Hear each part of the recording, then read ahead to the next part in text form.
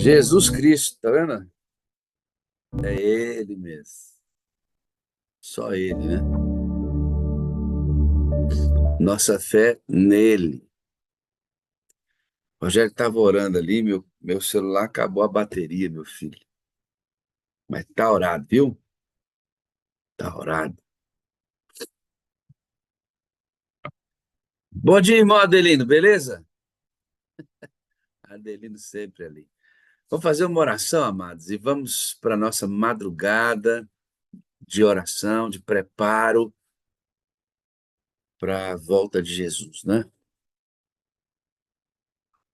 Quando é que Jesus vai voltar, hein, irmãos? Emília, quando é que ele vai voltar, Luciano? Paulo, quando é que Jesus vai voltar? Quantas gerações mais, Marcela Santos aqui? Jesus volta quando? Bom, e se ele voltasse hoje? O fato é que ele vai voltar. Voltou para o Silvio Santos.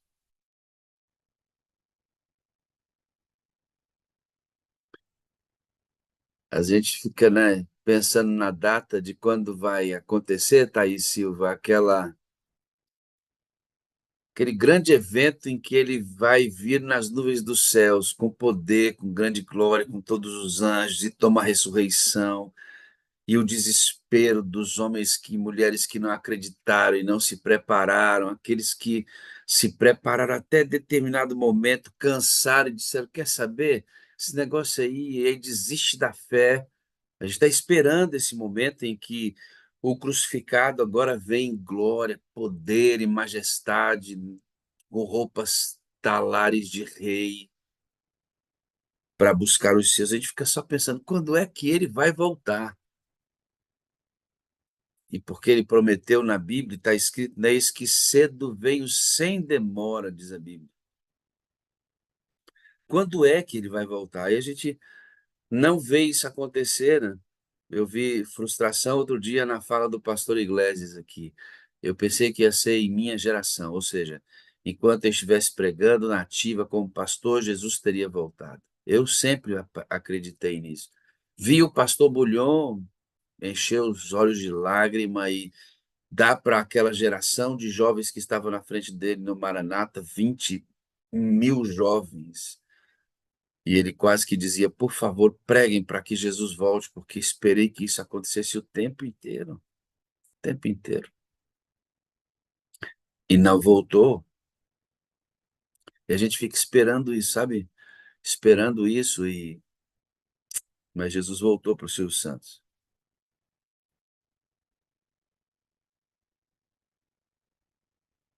Jesus voltou para os seus santos. O preparo precisa ser diário, exatamente por isso, né? Nós não sabemos a data que se refere à vinda de Jesus nas suas duas modalidades. Não sabemos, Mari, nem quando Jesus vai voltar nas nuvens dos céus, nem quando vamos morrer.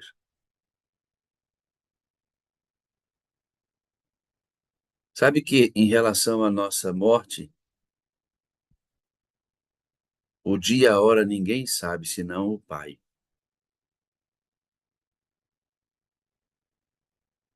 Lembram que perguntaram sobre quando é que seriam as últimas coisas e quando é que Jesus voltaria? Ele disse: olha, a data, naquele momento Jesus não sabia, a data e a hora da vinda de Jesus não cabe a nós, é uma data que tem a ver só com o Pai. Ele sabe, ele sabe. E assim é com o nosso tempo de vida. O dia e a hora da nossa morte, ninguém sabe, só o Pai. Cabe que estejamos preparados hoje. Irmão, você está começando o dia hoje, sabia? Levanta a mão para o céu e diz glória a Deus. Mas você e eu não sabemos se a gente vai terminar o dia hoje.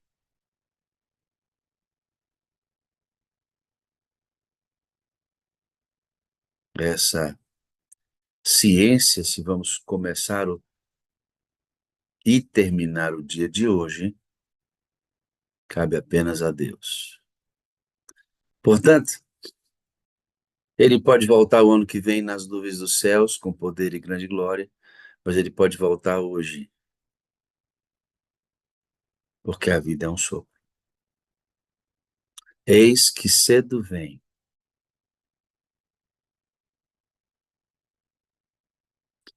Vamos nos preparar para a vinda de Cristo. Eu sei, amado. Eu sei. Se não está cansativo para você, se esse mundo aqui não está cansativo para você, você não é desse planeta. Porque para mim está muito cansativo. Confesso para você que não está fácil viver aqui nesse planetinho. Mas o dia que Jesus voltar, seja com a sua morte, com a minha morte, porque ele voltou para os seus santos, seja nas nuvens dos céus com poder e grande glória, nós vamos descansar para sempre. Vamos descansar. O descanso está prometido, irmãos. Cristo é o nosso descanso. Mantenhamos firmes a nossa fé. Mantenhamos firme a nossa fé. Vai valer a pena. Eu não tenho dúvida. Vai valer a pena. Que nesse dia de hoje, Deus te abençoe com graça e paz. Que seu dia seja um dia cheio de bênçãos. Em especial essa bênção da renovação, da esperança, na promessa que não falha de que Jesus tem preparado para nós uma casa onde vamos morar com Ele para sempre. Outro dia eu preguei aqui, né? Na casa do Pai tem quarto para todos os filhos. Tá garantido, entendeu, Messias? Na casa do Pai tem quarto para todos os filhos de Passos. Hoje é aniversário da de Passos, ó. Deus abençoe você, viu, de Passos? Vamos orar por você hoje. Vamos orar. Eterno Deus, toma de Passos em tuas mãos e todos os aniversariantes dessa sala hoje. Renova, Senhor, nossa esperança na promessa da vinda de Jesus. Ele prometeu e tudo que Deus promete, Ele cumpre. Está ansioso para voltar. Tem que surgir uma geração que clame, clame, porque antes da pregação do Evangelho a toda a nação, tribo, língua e povo, Jesus tem que mandar ser Espírito. E antes que o Espírito venha, movido pelo próprio Espírito, precisa se levantar uma nova geração de pessoas que acreditam que o que falta para Jesus voltar é do poder de Deus. Não faltam missionários, não falta estrutura, não faltam materiais, não faltam projetos, não faltam ideias. Falta poder.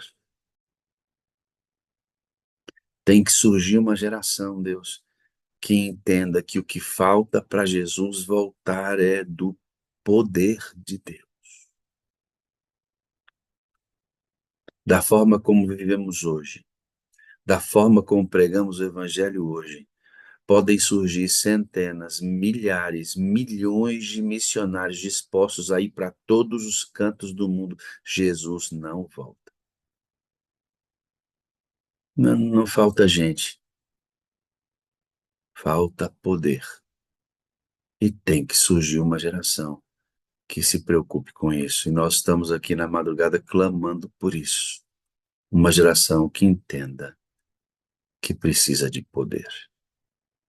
Por isso, Deus, o gestor do universo, o Pai, estende tua mão de bênção sobre essa reunião. Jesus, nosso substituto, Senhor e Salvador, perdoa nossos pecados, refaz nossa esperança, enche nosso coração nessa manhã de alegria e paz pela tua presença, Senhor, pela tua presença.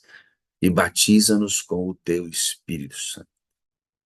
O Senhor prometeu que todo aquele que pedir recebe. Querido Espírito Santo, toma esse lugar em tuas mãos e faz como o Senhor quiser, como o Senhor desejar.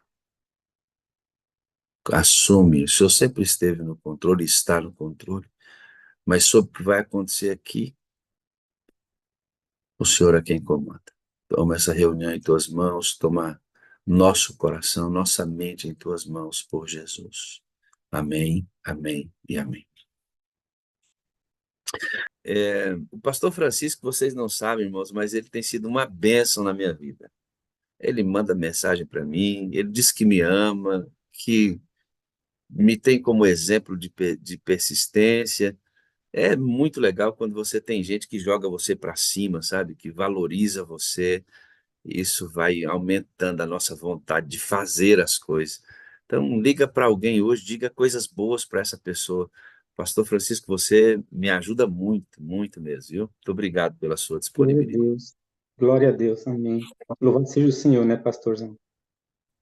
É A isso gente aí. a gente tá aqui para a gente tá aqui para servir, para sermos aquela pessoa que contribui para que outras desenvolvam o seu ministério. Se a gente não pode ajudar, que não atrapalhe também. Mas é melhor ajudar do que atrapalhar, né? E assim tem sido a minha vida com os colegas, com pessoas que às vezes precisam de uma palavra de incentivo, porque queira ou não, pastorzão, quando a gente agradece, quando a gente diz, olha, obrigado, quando a gente fala assim, "Ó, seu trabalho foi uma bênção, seu trabalho me ajudou muito." A pessoa do outro lado, ela fala assim, puxa vida, eu nem imaginava que essa mensagem, que essa música, que a minha vida era um exemplo para uma outra pessoa, e ela continua no caminho certo. Isso que é legal, né? Isso que é bom. Muito obrigado, rapaz. É muito bom quando eu abro ali, tem uma mensagem, um áudio, um vídeo que você manda, fortalecendo a caminhada. É sempre muito legal. Hum, Vamos lá, já orei por você, né? Mas vou orar mais uma vez para Deus o tomar com poder, irmão, para por você favor. trazer uma mensagem do alto para a gente hoje. Toma, Amém. Senhor Deus, Pastor Francisco em tuas mãos, amado Espírito Santo, possua Francisco e traz para nós o pão da vida, por Jesus. Amém, amém e amém. Deus te abençoe. Ao final, te orar juntos. Amém, pastorzão. Obrigado. Bom dia a você mais uma vez. Estamos mais uma manhã reunidos na presença do Eterno para estudarmos a palavra de Deus. Eu quero agradecer aqui em particular ao pastor Fernando pela explanação da lição. O pastor Fernando, ele sempre vai um pouquinho além, aonde ele escava um pouquinho mais, pesquisa. E isso é muito bom, viu, pastorzão? É muito bom ter você aqui como nosso professor, aquele que realmente se preocupa em passar a lição, mas de uma forma bem aplicada. Isso é muito bom. Que todos os professores sejam assim, que cavem mais, procurem mais e pesquisem mais para trazer esse alimento sólido para a nossa vida. Quero agradecer ao pastor Wagner pelo convite que ele me fez, e eu simplesmente sou um simples pastor, mas gosto de servir. E dificilmente eu digo não para um pedido. Quando o pastor me pediu, eu de prontidão já disse sim, né? Para que assim nós possamos crescer aqui. A gente cresce todo sermão que a gente prepara, toda lição que a gente estuda, cada testemunho que a gente conta, é para o nosso crescimento. E as pessoas que estão em nossa volta, elas crescem também. Elas crescem conosco, né? Então, eis a importância de vivermos uma vida na presença do Eterno. Bom, eu quero convidar você a abrir a sua Bíblia no livro de 2 Crônicas, por gentileza, e se você tiver condições, de mantê-la aberta, eu gostaria, porque a gente vai ler alguns versinhos aí, tá bom? Do livro de Crônicas, para que assim a gente possa ter uma melhor compreensão da mensagem dessa manhã. 2 Crônicas, é, nós vamos estar dando ênfase aqui a 3 capítulos. Eu vou ler o capítulo 29, o capítulo 30 e o capítulo 31, mas não vou lê-los todos. Vou pegar alguns trechinhos, um verso daqui, outro verso dali, para que assim a gente possa estar embasando a mensagem dessa manhã. Eu coloquei aqui como princípio, ou até como tema, atitudes e princípios da vida de Ezequias para a minha vida. Atitudes e princípios da vida de Ezequias para a minha vida. E começando aqui com o verso, no capítulo 29 do 2 Crônicas, capítulo 29, no verso 1 em diante, eu quero que você me acompanhe nessa leitura. Olha só. Tinha Ezequias 25 anos de idade quando começou a reinar e reinou 29 anos em Jerusalém. Sua mãe se chamava Abia e era filha de Azarias. Olha o verso 2. Eu quero dar ênfase ao verso 2, que eu quero fazer um contraste com uma outra pessoa aqui. Veja, fez o que era reto. Isso, o verso 2 do capítulo 29, 2 Crônicas. Verso 2. Fez o que era reto perante o Senhor, segundo tudo quanto fizera Davi, seu pai. Olha só que coisa interessante. A Bíblia diz que esse rei Ezequias fez o que era reto perante o Senhor, tudo quanto fizera seu pai, Davi. Mas quando você vai para o capítulo 28, versículo 1, está escrito assim: Tinha Acás 20 anos de idade, quando começou a reinar, e reinou 16 anos em Jerusalém. Não fez o que era reto perante o Senhor, como Davi, seu pai. Olha só que coisa interessante. Se você pegar a genealogia aqui de esse rei, você vai perceber, Ezequias, você percebe que o pai dele era Acás. Acás foi um dos piores reis de Israel. Mas é interessante que o cronista não pega o seu pai, Acás, como exemplo. Ele vai para o seu antepassado, Davi. Isso me chama muita atenção, por quê? Porque Ezequias ele não vai andar nos conselhos do seu pai. Ele não vai fazer o que o seu pai fez. Ele prefere escolher as atitudes de Davi. Ou seja, quando você vai lendo aqui, você percebe que Davi, ele foi um exemplo de rei. Teve seus vacilos, mas Davi, ele foi um rei segundo o coração de Deus. Agora, acompanhe comigo alguns outros versos. Aqui o verso 3, por gentileza. No primeiro ano do seu reinado, do primeiro mês, abriu as portas da casa do Senhor e as reparou. Por que ele abre as portas? Por que ele as repara? Porque o seu pai Acás tinha fechado as portas. Ele não permitia que o povo viesse a adorar o Deus eterno. Ele tinha uma adoração exclusiva dele com os outros deuses. Ele sacrificou a ídolos, sacrificou pessoas, filhos, crianças. Ele fez barbárie. O verso, o verso 4, Ezequias fala assim, né, que o que Ezequias fez? Trouxe os sacerdotes, os levitas e ajuntou-os na praça oriental. Ele disse: Ouvi, ó levitas, santificai-vos agora e santificai a casa do Senhor Deus de vossos pais. Tirai do santuário as imundícias, porque nossos pais prevaricaram e fizeram o que era mal perante o Senhor nosso Deus, e deixaram e desviaram o seu rosto do tabernáculo do Senhor e lhe voltaram as costas. Aqui você percebe exatamente como estava a situação do povo de Israel.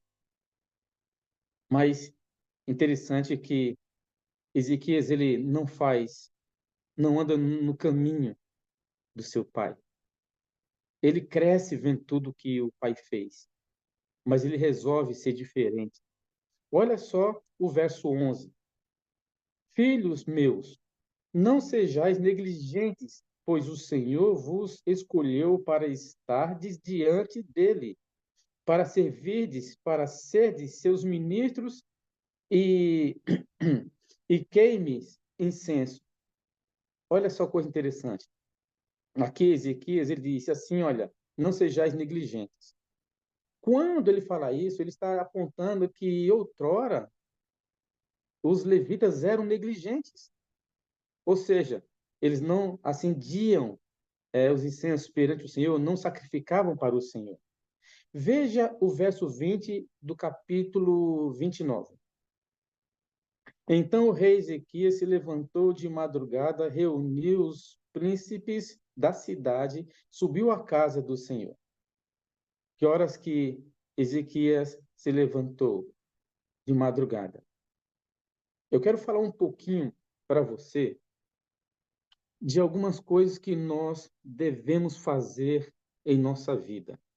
Princípios da vida de Ezequias, da sua administração, que nós podemos aplicar na nossa comunhão com Deus, na nossa vivência, na nossa vida diária com Deus e com o próximo.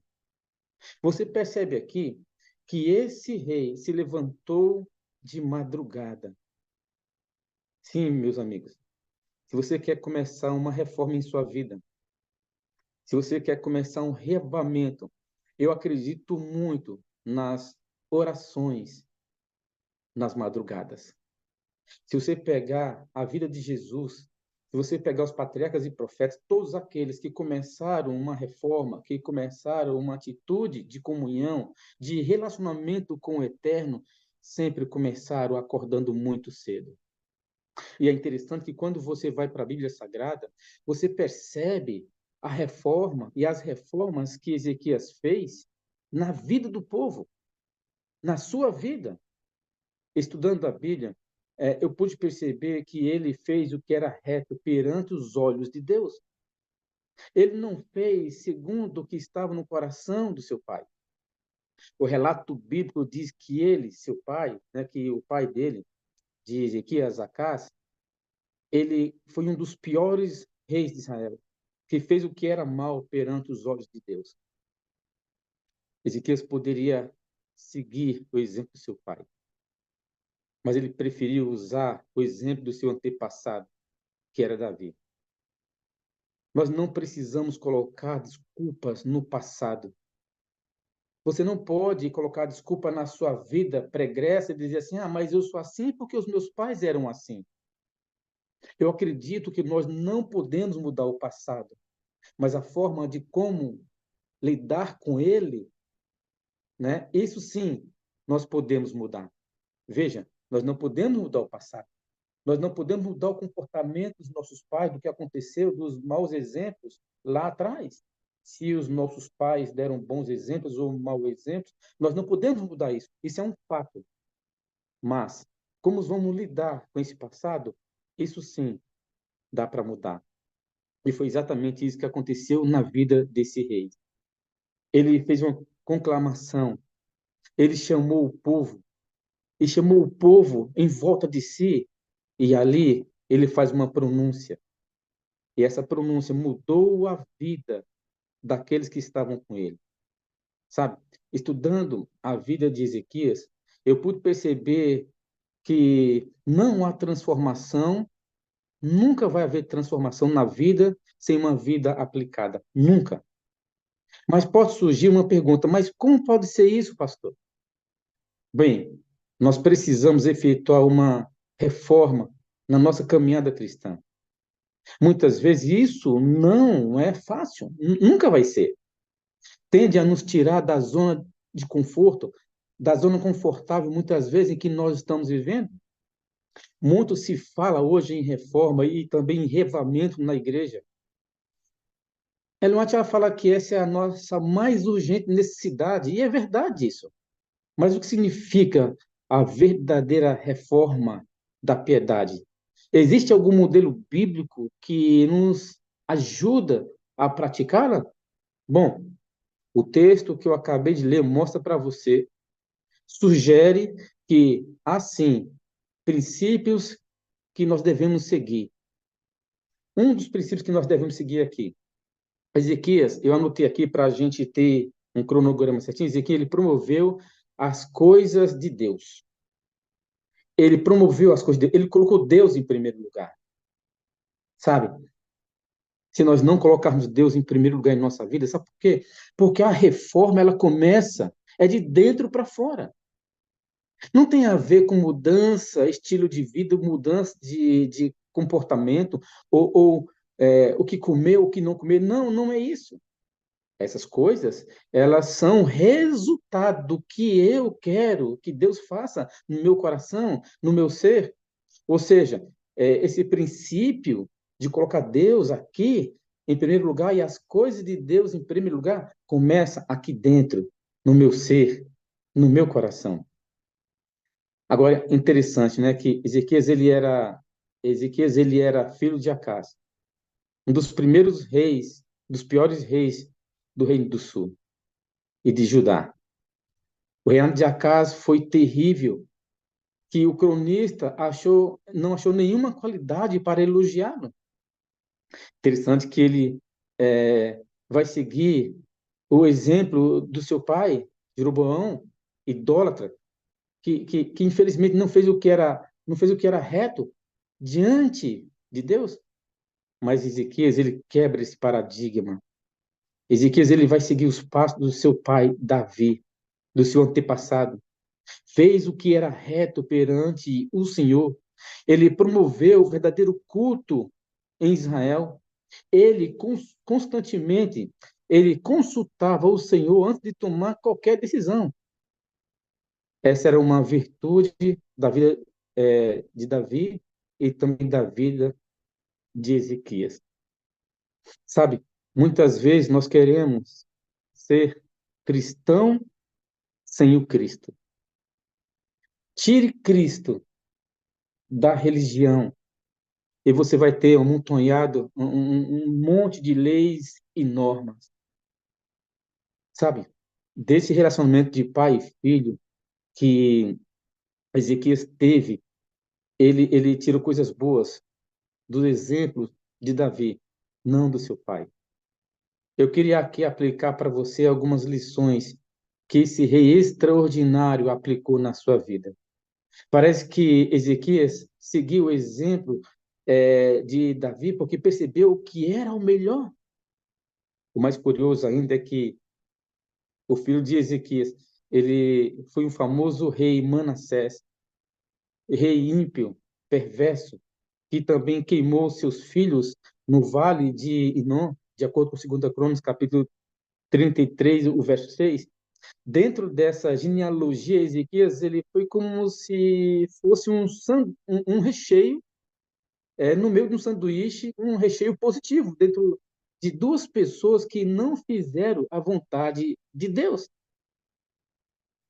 Interessante que Ezequias ele vai trazer à tona essa questão de adoração, sabe? Mas primeira coisa aqui, o primeiro princípio é remover as coisas ruins, as coisas sujas que não agradam a Deus. Essa foi a primeira reforma que ele fez. Mas por quê? Porque ele colocou Deus em primeiro lugar. Ele acordou de madrugada. Ele procurou buscar o Senhor. É muito bom estarmos adorando na madrugada. É muito bom estarmos aqui. Esse culto na madrugada nos traz uma consciência de que Deus precisa e deve estar em primeiro lugar. Sabe? Somente assim eu vou entender que Deus é aquele que faz no meu coração aquilo que ninguém pode fazer. Você pode assistir um sermão, você pode ouvir uma boa melodia, um lindo hino, mas se você quiser realmente que Deus transforme a sua vida, você tem que começar pedindo que Deus faça a limpeza, a faxina no seu coração. Mas saber que tem algumas coisas que você precisa tirar. Talvez esteja pregando para alguém nessa manhã que precisa tirar alguma coisa que não faz parte daquilo que Deus sonha para a sua vida. Sabe? Nós somos maus por natureza, amigo. Nós somos maus por natureza. Não confie nos seus pensamentos. Não confie no seu comportamento. Confie naquilo que Deus pode fazer em você e por você. E só assim você terá condições de realizar coisas extraordinárias. Nós precisamos viver uma vida extraordinária na presença de Deus, porque já tem muitas pessoas vivendo o ordinário. Nós precisamos viver uma vida extraordinária. Nós precisamos sermos diferentes no mundo de iguais, sabe? Ezequias ele vem aqui trazer um exemplo para nós. Uma das coisas que ele faz, ele chama os levitas. Ele faz uma reforma na música. Ele chama os levitas. E ele recebe do Senhor como deveria ser. E aqui está um dos princípios de mudança na vida do coração do crente, daquele que quer uma verdadeira reforma e reavivamento, é o louvor, é a música. Infelizmente, muitos a igreja adventista, não entendem isso. Louvado seja Deus pela vida do pastor Williams Costa Júnior, que tem sido ali um marco. Esses dias, pregando aqui, semana passada, né, aqui na sala, eu relembrei dos reavivamentos, dos projetos do pastor Bulhões e da igreja, o Revive, e foi um desses cultos, em uma das músicas que o pastor Williams Costa Júnior fez e cantou aqui no NASP, que moveu o meu coração. Eu estava me preparando para o batismo. Era o ano de 1998, quando eles vieram fazer aqui um revive, aqui no NASP, Campo São Paulo. A música, ela precisa fazer parte da adoração. A música, ela não pode ser de qualquer jeito. O ser humano não pode estar no centro do louvor, no centro da música. A música, ela não é antropocêntrica. A música, ela é teocêntrica, ela é cristocêntrica. A música não deve agradar o adorador. A música deve agradar o Criador. Então, nós precisamos entender isso. Que nós estamos cantando quando estamos dirigindo, que nós estamos cantando em nossos lares, qual tipo de música que nós estamos ouvindo. Ezequias ele mostra aqui que a reforma também teria que ser no louvor, na música, tinha que ser para Deus. Ah, meus amados, eu fico pensando aí que as pessoas elas querem as coisas do jeito delas e não do jeito de Deus. E não é assim. Deus não aceita qualquer coisa. Deus não aceita qualquer louvor. Não, Deus não aceita. E é isso que nós precisamos entender. Nós precisamos entender isso por quê? Porque a música, o louvor implica em um culto, em uma liturgia que honre a Deus. Sabe?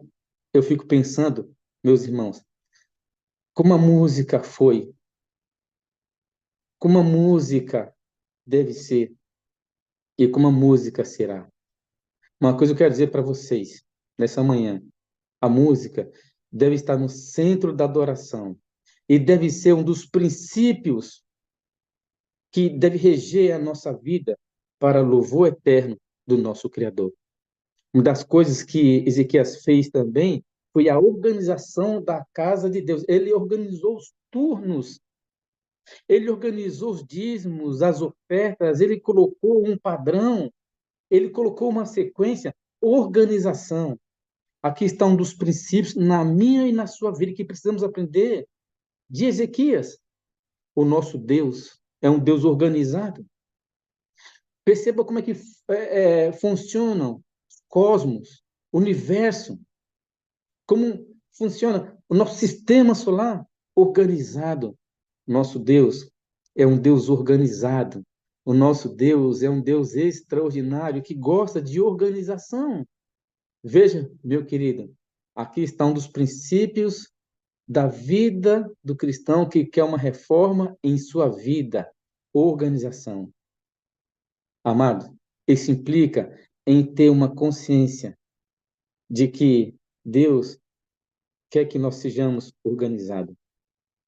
Não existe reforma espiritual sem organização, sem o planejamento, sem o uso, o recurso do tempo, os recursos financeiros e humanos. Eu fico pensando que muitos de nós somos desorganizados financeiramente falando, desorganizados espiritualmente falando, desorganizados em nossa casa. Aqui a gente estabeleceu um princípio aqui em casa.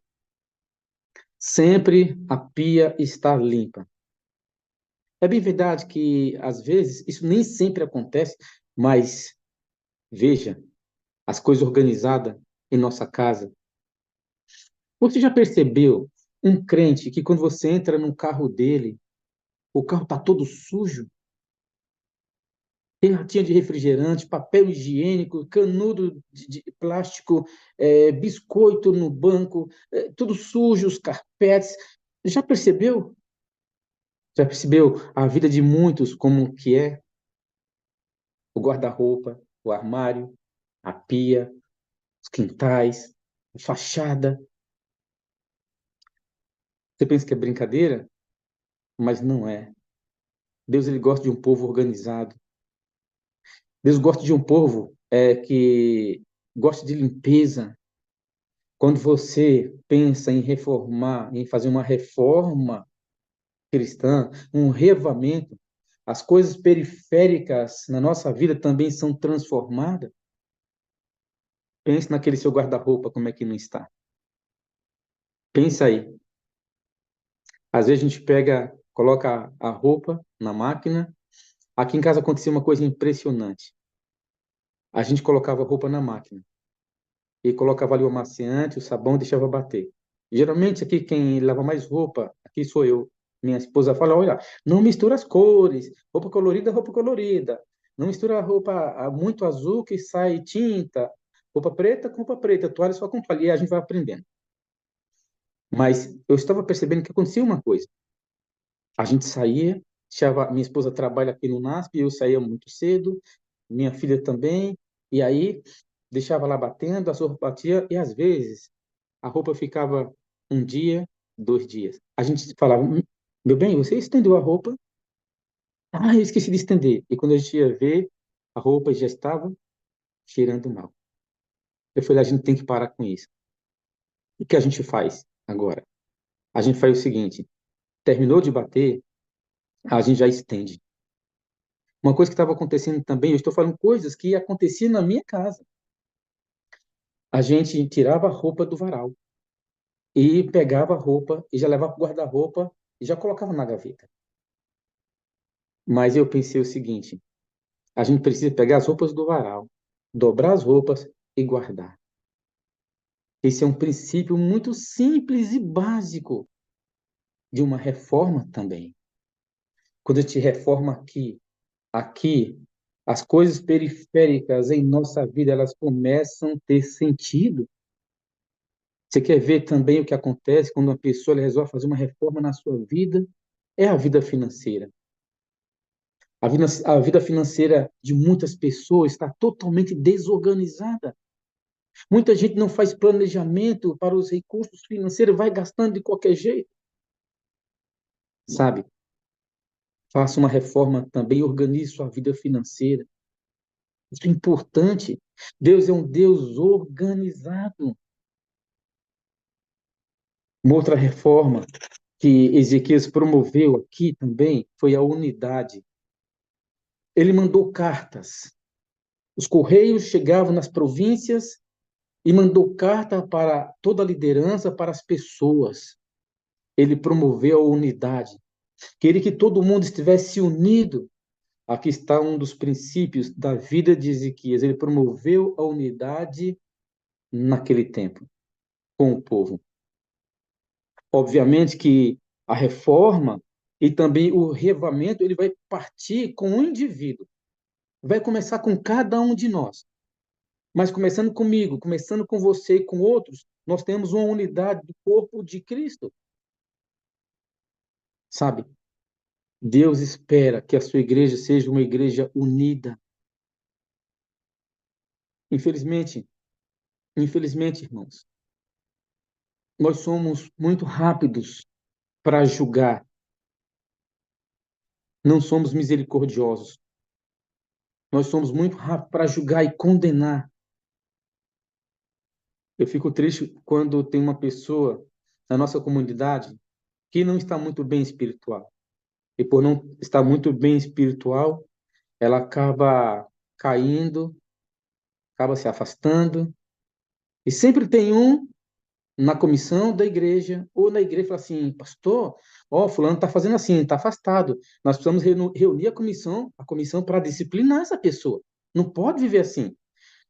A disciplina tem o seu lugar, porque a palavra de Deus diz que o próprio Cristo disciplina quem ama. Mas que tal amar primeiro? O princípio aqui é amor.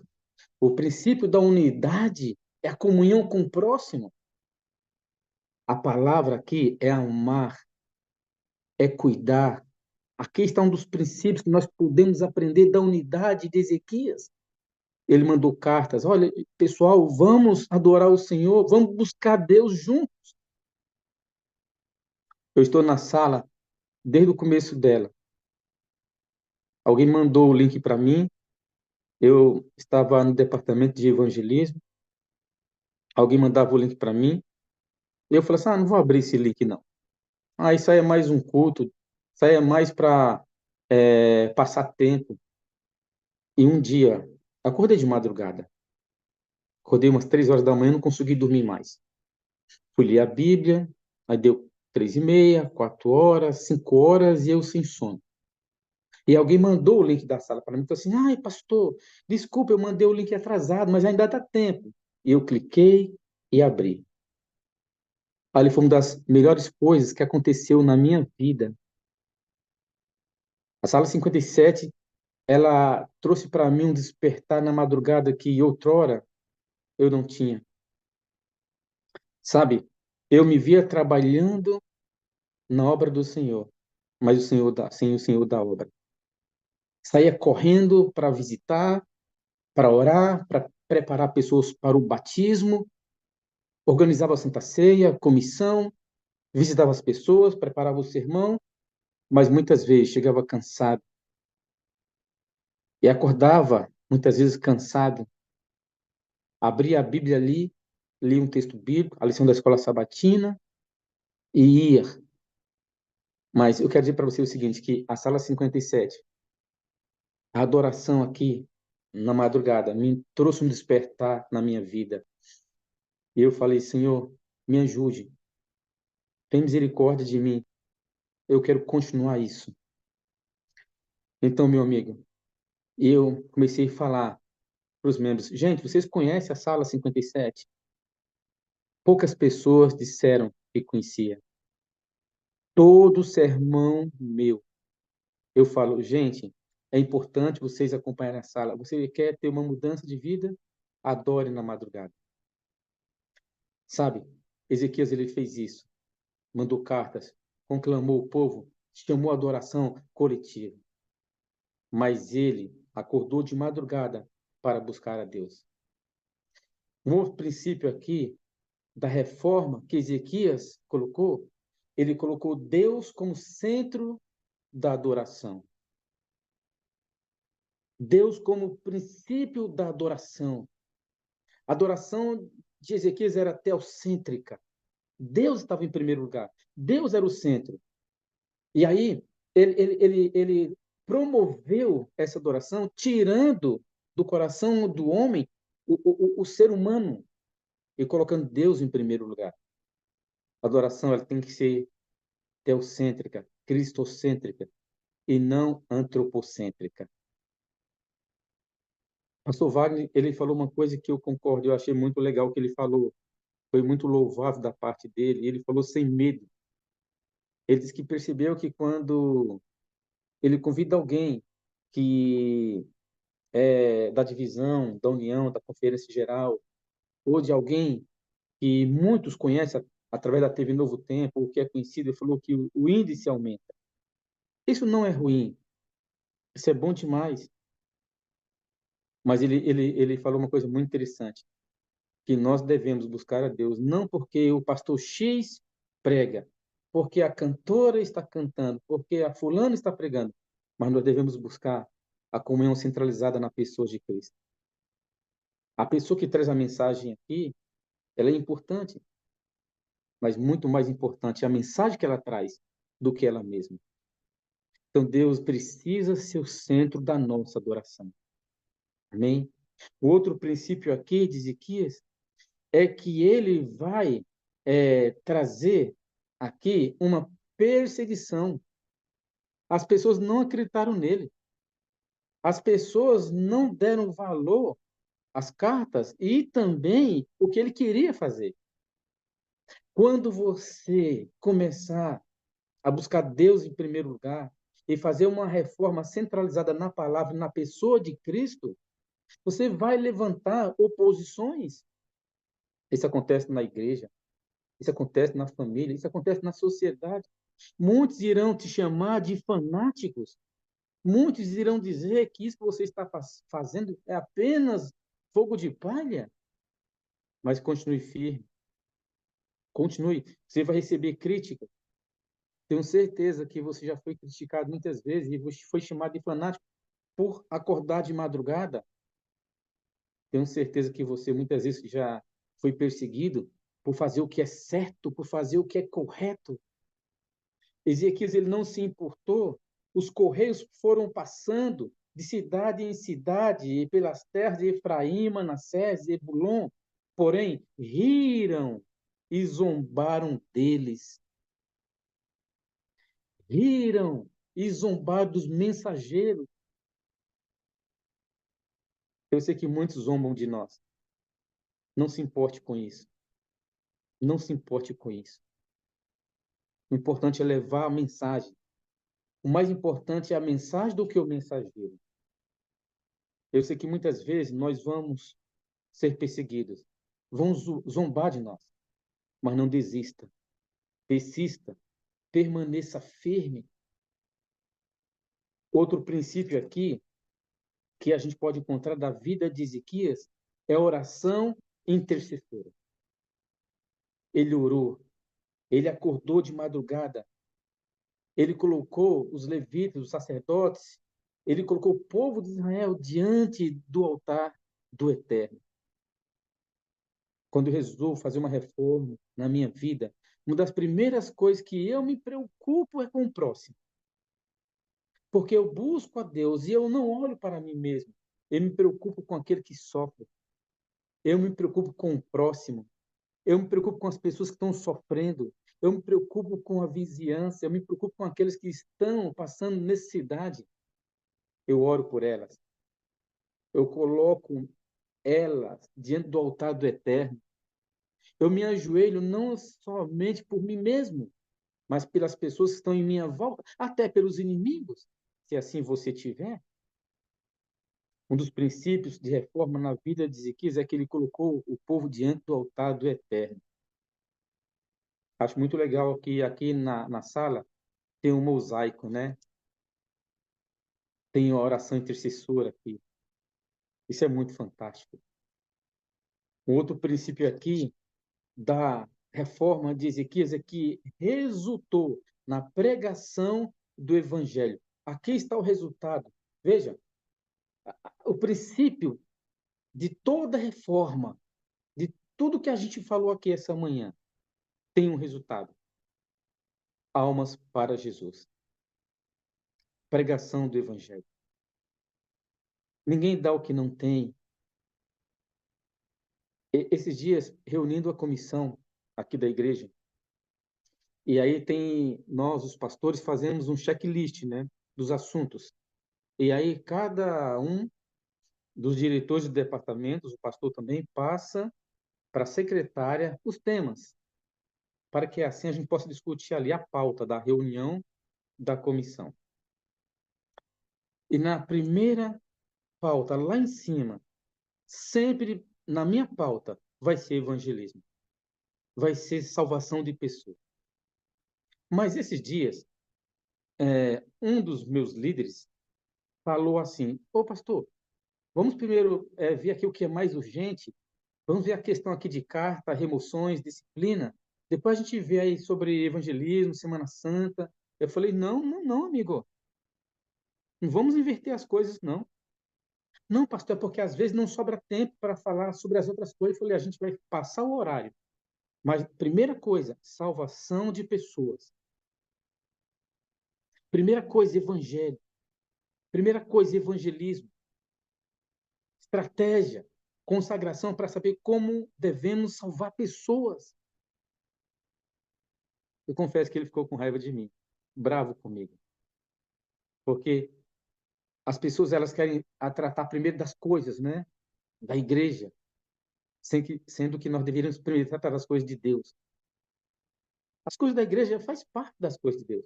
Mas qual é o principal e o princípio das coisas de Deus? Salvar pessoas. Aqui está um dos resultados da reforma da vida de Ezequias.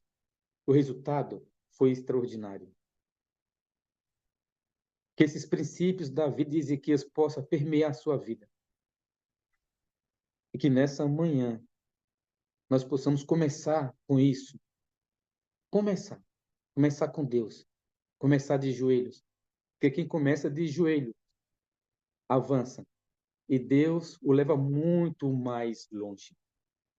Que Deus abençoe você nessa manhã. Eu queria convidar você, antes do pastor Wagner anunciar aí a música e colocar um hino aí para gente, e depois a gente vai orar, mas eu queria que faça um convite para você. Pegue a Bíblia, 2 Crônicas, leia todo o capítulo 29 de 2 Crônicas, todo o capítulo 30 e todo o capítulo 31. Faz isso. Como dever de casa, eu estou dando isso para você. Capítulo 29, 30 e 31.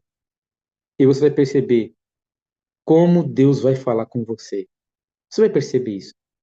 Estamos na hora de despertarmos, irmãos, para fazermos uma reforma, um reavamento em nossa vida. E começa com cada um de nós. Começa com o pastor, com o ancião, com o líder.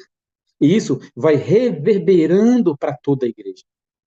Nosso Senhor Jesus está voltando. E não dá mais para viver uma vida ordinária. Nós precisamos viver uma vida extraordinária com Deus. Que Deus te abençoe. E que Cristo seja a luz do nosso caminho. E que a reforma comece comigo. Que o reavamento comece na minha vida. E aí para a vida da minha esposa, dos meus filhos. Para a vida da igreja e da sociedade. Pastor Wagner, que Deus nos abençoe. Antes da oração, pastorzão, eu só quero ler o último verso aqui, no capítulo 31, depois do que Ezequias fez, está escrito assim no capítulo 31, verso 20. Assim fez Ezequias em todo o Judá. Fez o que era bom e reto e verdadeiro perante o Senhor, seu Deus. Em toda a obra que começou no serviço da casa de Deus, na lei, nos mandamentos, para buscar o seu Deus, de todo o coração, o fez e prosperou. Aqui está o segredo de uma vida próspera no Evangelho, em todos os âmbitos da vida. Deus te abençoe. Ezequias depois enfrentou Sinaqueribe, e ele só conseguiu vencer Sinaqueribe porque ele estava preparado. Ele estava de joelhos, buscando a Deus. Feche seus olhos e fala com Deus. Obrigado, Senhor, pela mensagem. Que Deus continue nos abençoando e cuidando de nós. Que nós tenhamos o Senhor em primeiro lugar em nossa vida, como estamos fazendo aqui. Que a nossa vida seja um exemplo para as pessoas e como resultado da reforma de buscarmos a Deus, seja a pregação do Evangelho para aqueles que estão em nossa volta. Que nós possamos desaguar. Em nome de Jesus. Amém. Pastor, obrigado. Viu? Deus te abençoe. Eu que agradeço, amigo, sua disponibilidade, seu tempo para estar aqui conosco, e sempre que você vem, você traz uma mensagem ao ponto, uma mensagem que fala ao coração da gente, e eu quero realmente agradecer a Deus por isso. O tema da reforma, pastor, não é um tema muito querido hoje. Quando você fala em colocar as coisas no eixo e trazer de volta para o centro da vontade de Deus as nossas práticas internas e externas, nem sempre isso é muito bem-vindo.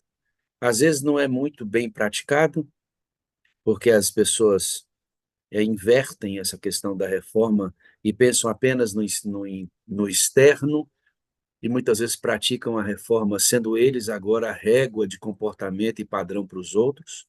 Isso é muito ruim. E tem o outro lado que acha que nós realmente podemos assimilar o mundo e continuar tocando a vida, vivendo, cocheando entre dois senhores. E para esses, quando você fala que é só um Deus, que os ídolos têm que ser quebrados e que tudo que fazemos precisa vir para o centro da vontade de Deus por meio da palavra bem interpretada, dão um pulo lá em cima, porque eles estão tão acostumados com o mundo que se tirar o mundo deles, eles ficam sem chão, do tipo, se tirar as coisas que eu faço, eu vou fazer o quê? Então, pastor, se tirar essas coisas aqui que não estão no céu, eu vou fazer o quê? Quando você vai para uma comissão, pastor, e você coloca a pauta do evangelismo em primeira necessidade em sua comissão, você está de acordo com o manual da igreja. Se você estudar o manual da igreja, está lá. Ó, a primeira pauta de uma comissão administrativa da igreja regular é evangelismo. Por que que alguns irmãos pulam lá em cima e não querem a pauta de evangelismo em primeiro lugar? Porque o evangelismo não tem primeiro lugar na vida dele.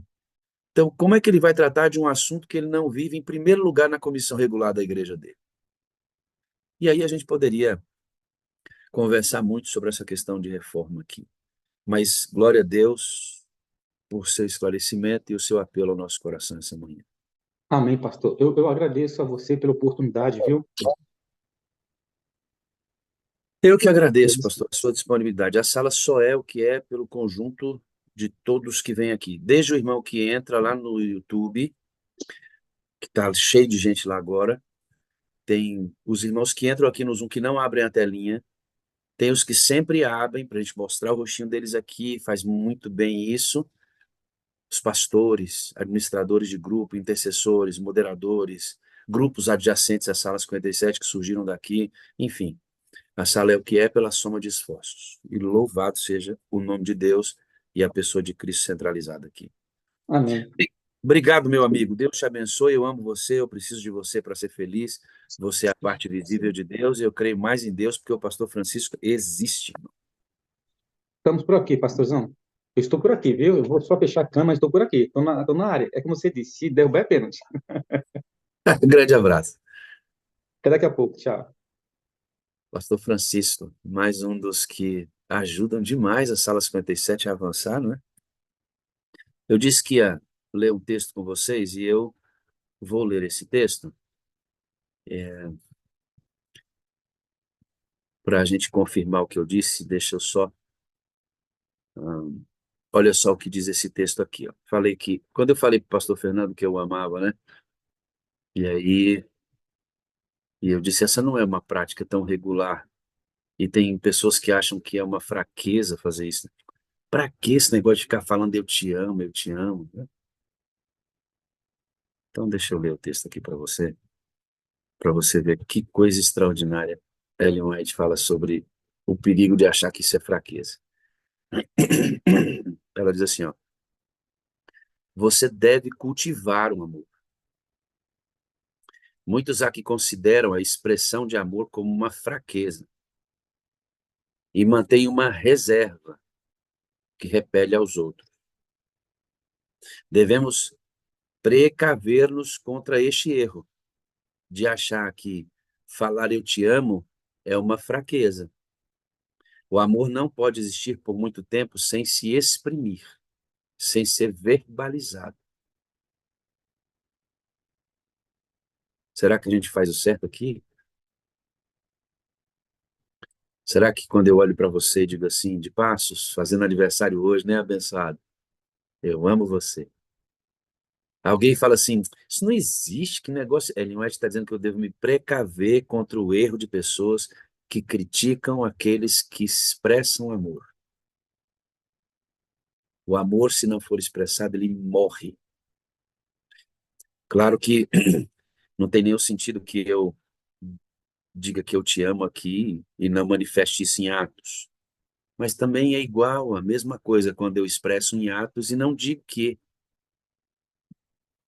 Por que que a gente acha que é hipocrisia dizer que ama e não manifestar? Tem muita gente que diz isso, né? Ah, fica falando que me ama aí, mas não prova isso. Tá certo, é hipocrisia. Mas por que quando a gente ama, manifesta em atos esse amor, a gente não diz verbalizando? Por quê?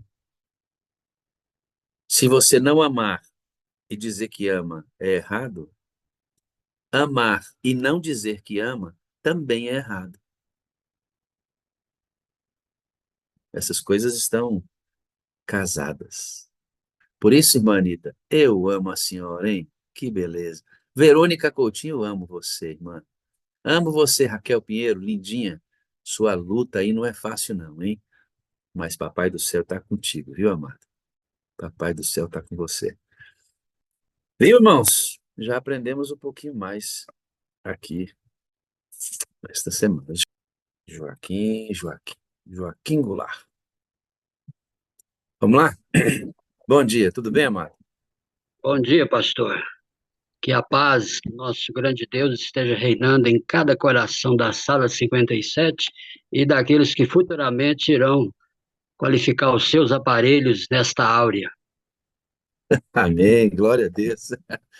Joaquim é obreiro bíblico, já há algum tempo a gente vai conhecer a história dele, entrou aqui na sala, recebeu o impacto, Valéria Albuquerque, está sempre aí com a gente, né, Valerinha?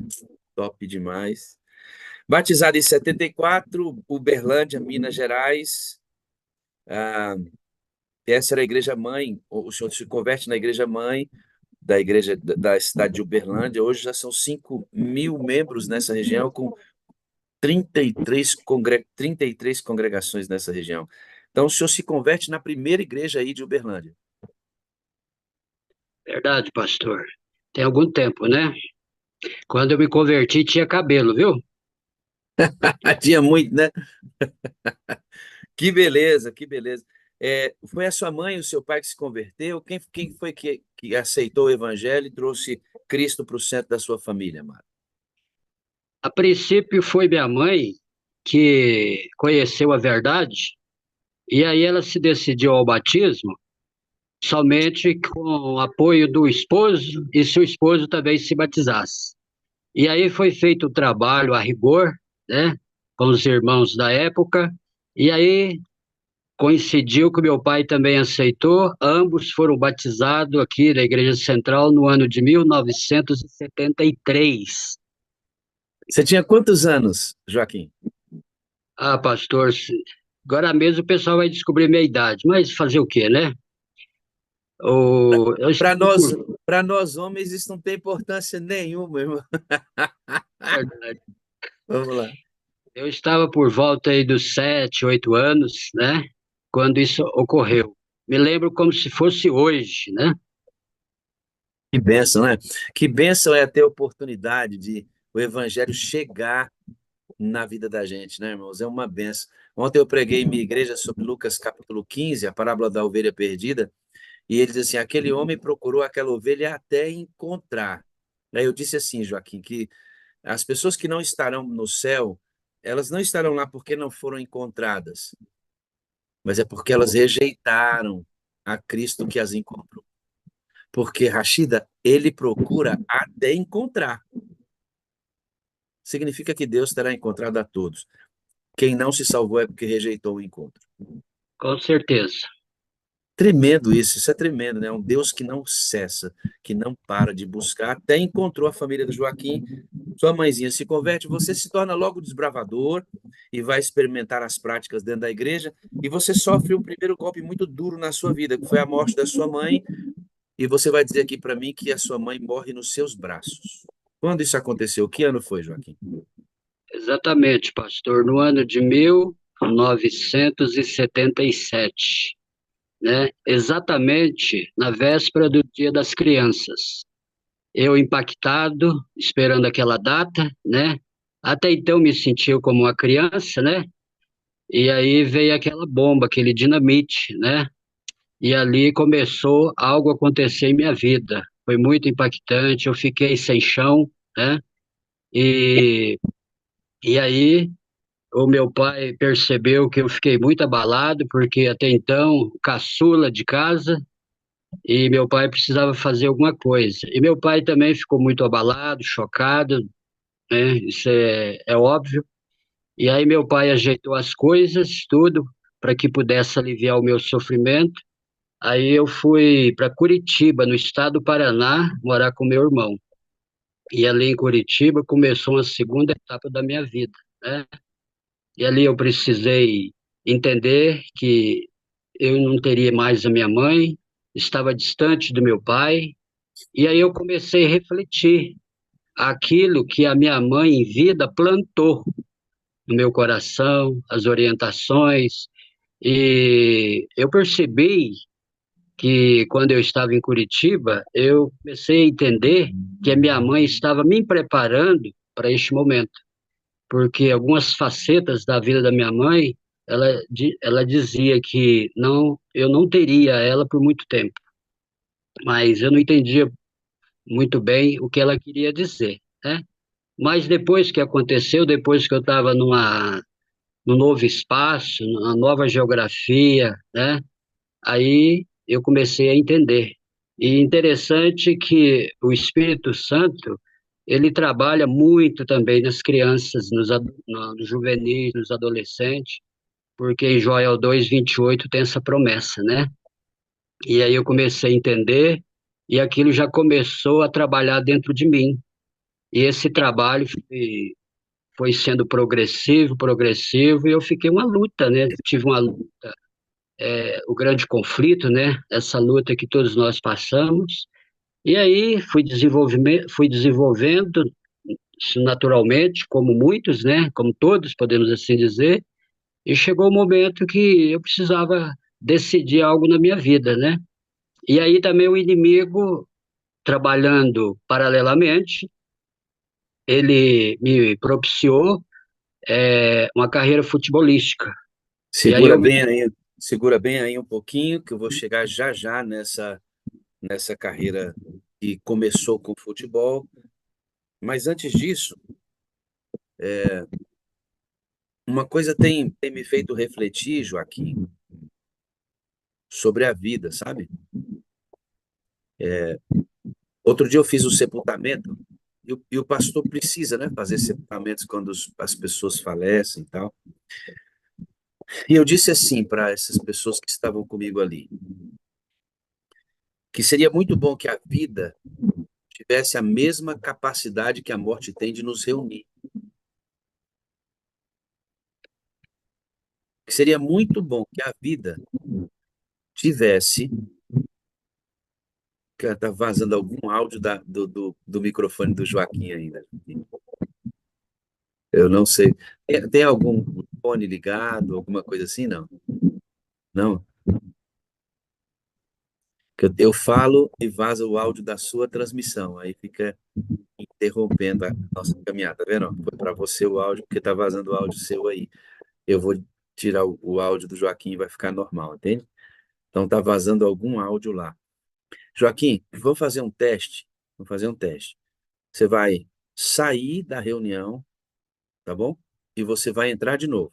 Porque pode ser que isso esteja acontecendo na conexão com seu áudio com o Zoom. Isso, então sai e ele vai voltar. Enquanto ele volta, eu vou fazer então essa reflexão com você. Seria muito bom que a vida tivesse a mesma capacidade que a morte tem de nos reunir. Eu tenho 5 irmãos. E por incrível que pareça, amados, eu tenho visto minha família toda na morte de pessoas que cercam nossa família. Até hoje perdi minha mãe, perdi meu pai, sepultamos os dois, meu pai há 30 anos, minha mãe há 15. Minha mãe, como a mãe do irmão Joaquim, também faleceu em minhas mãos. Eu havia chegado no hospital, rendi a minha irmã, que passou a noite com ela, eu passaria o dia com a minha mãe. E ela estava muito, mas muito debilitada, ela tinha um efizema pulmonar, já realmente numa situação bastante difícil. E ela havia acabado de chegar do banheiro, tinha tomado o banhozinho dela naquela cadeira ali. E eu olhei para minha mãe sentada naquela cadeira, olhos já bem opacos, pouca vida nos olhos dela. E a última frase que eu ouvi da minha mãe foi: "Tá difícil, filho, tá difícil." Eu abaixei, disse: "Mãe, beija aqui." Ela me deu o último beijo. Colocamos a minha mãe na cama. Foi necessário colocar uma fralda geriátrica nela. E pouco tempo depois ela desejou ir ao banheiro. Minha mãe era uma mulher muito forte. Eu tirei minha mãe da cama, coloquei na cadeira que ela tinha ali à disposição para os movimentos. Quando eu fui puxar a cadeira de rodas onde a minha mãe estava, o corpo dela pendeu para o lado esquerdo. E aí, quando eu vi, por conta do efizema pulmonar, ela buscava respirar e respirar e respirar, não conseguia. Coloquei minha mãe na cama e eu passava a mão assim no peito dela, dizendo: "Respira, mãe, respira, respira, respira." Ela tentando buscar ar, e vi que não estava dando certo ali, não ia dar. Levei minha mãe para sala de emergência. Infelizmente, pouco tempo depois, os enfermeiros chegaram e disseram que minha mãe havia perdido a vida. Eu também perdi minha mãe assim, na minha frente. E depois da morte dela, lá estavam todos os meus familiares. Pessoas que eu não via, ó, há muito tempo. As pessoas costumam dizer que não tem tido tempo para as pessoas, não tem tempo para ir lá, não tem tempo, porque quando morre, vai. Como seria bom que a vida tivesse a mesma capacidade que a morte tem de nos reunir. Então faz assim, ó, dê atenção para as pessoas que estão perto de você hoje. Ligue para as pessoas hoje. Fale coisas boas para ela hoje. Porque quando ela morrer e você tiver que estar no sepultamento dela, não vai ouvir nada. Não sabe que você está lá. A sua presença é insignificante para a pessoa que está morta. Faça hoje. Ame hoje. Entre em contato hoje. Valorize as pessoas hoje. Como seria bom que a vida tivesse a mesma capacidade de nos reunir como a morte tem. Vamos continuar, Joaquim? Abre aí o seu áudio. Pode abrir, tá? Joaquim Goulart. Pronto. Ok. Vamos avançar?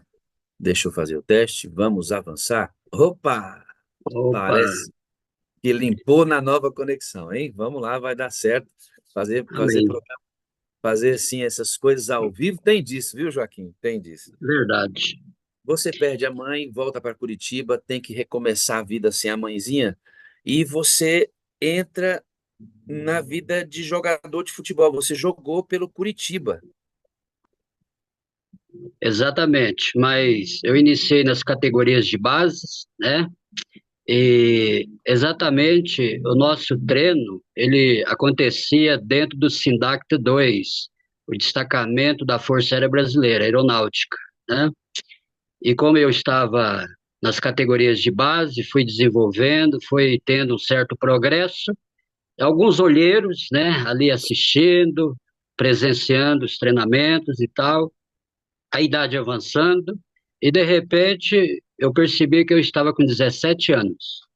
E 17 anos é uma idade onde a juventude sabe, masculina, né, sabe que precisa se alistar, né, para ter uma reservista e assim por diante. E como eu estava ali dentro, e muitos oficiais da própria aeronáutica assistiam os treinos e tal. Aí se aproximou, né, e fez amizade. Eu também sentia-se muito valorizado por ter a companhia de um oficial, de um sargento, né? E aí eles faziam o convite: ó, você precisa se alistar, por que que você não se alista aqui na aeronáutica, tal, para você ficar com a gente aqui, né? E dentro daquela fala toda, eu entendi que eu precisava servir o governo, né? Me apresentar diante da República e tal, e aí eu aceitei o desafio. Eu me alistei na aeronáutica, fiz um concurso e tudo deu certo, e aí eu fui convocado para trabalhar na aeronáutica como militar, né? Então eu permaneci na aeronáutica por volta de uns 5 anos, e durante esse período de 5 anos eu continuei minha carreira futebolística, porém não no Curitiba, mas dentro da aeronáutica. A gente disputava os campeonatos ali e tal, porém eu sabia que não era aquilo que estava previsto para o meu futuro. Por quê? Porque uma semente foi plantada dentro de mim. Eu fui desbravador. Desbravador, para quem está aqui na sala e não sabe, desbravador, podemos assim dizer que é um quartel, né? É o soldadinho de Cristo, né?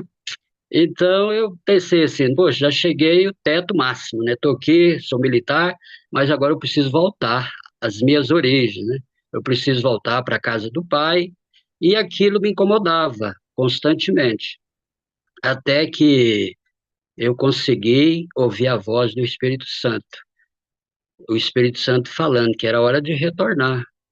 E aí surgiu um sábado, eu fiz o que tinha que fazer, eu arrumei minha traia, as minhas coisas, coloquei tudo dentro de um carro, o que não cabia eu deixei para trás, e saí de Curitiba por volta das 6 da manhã. Quando foi ao pôr do sol do sábado, eu estava estacionando o meu carro na garagem da casa do meu pai.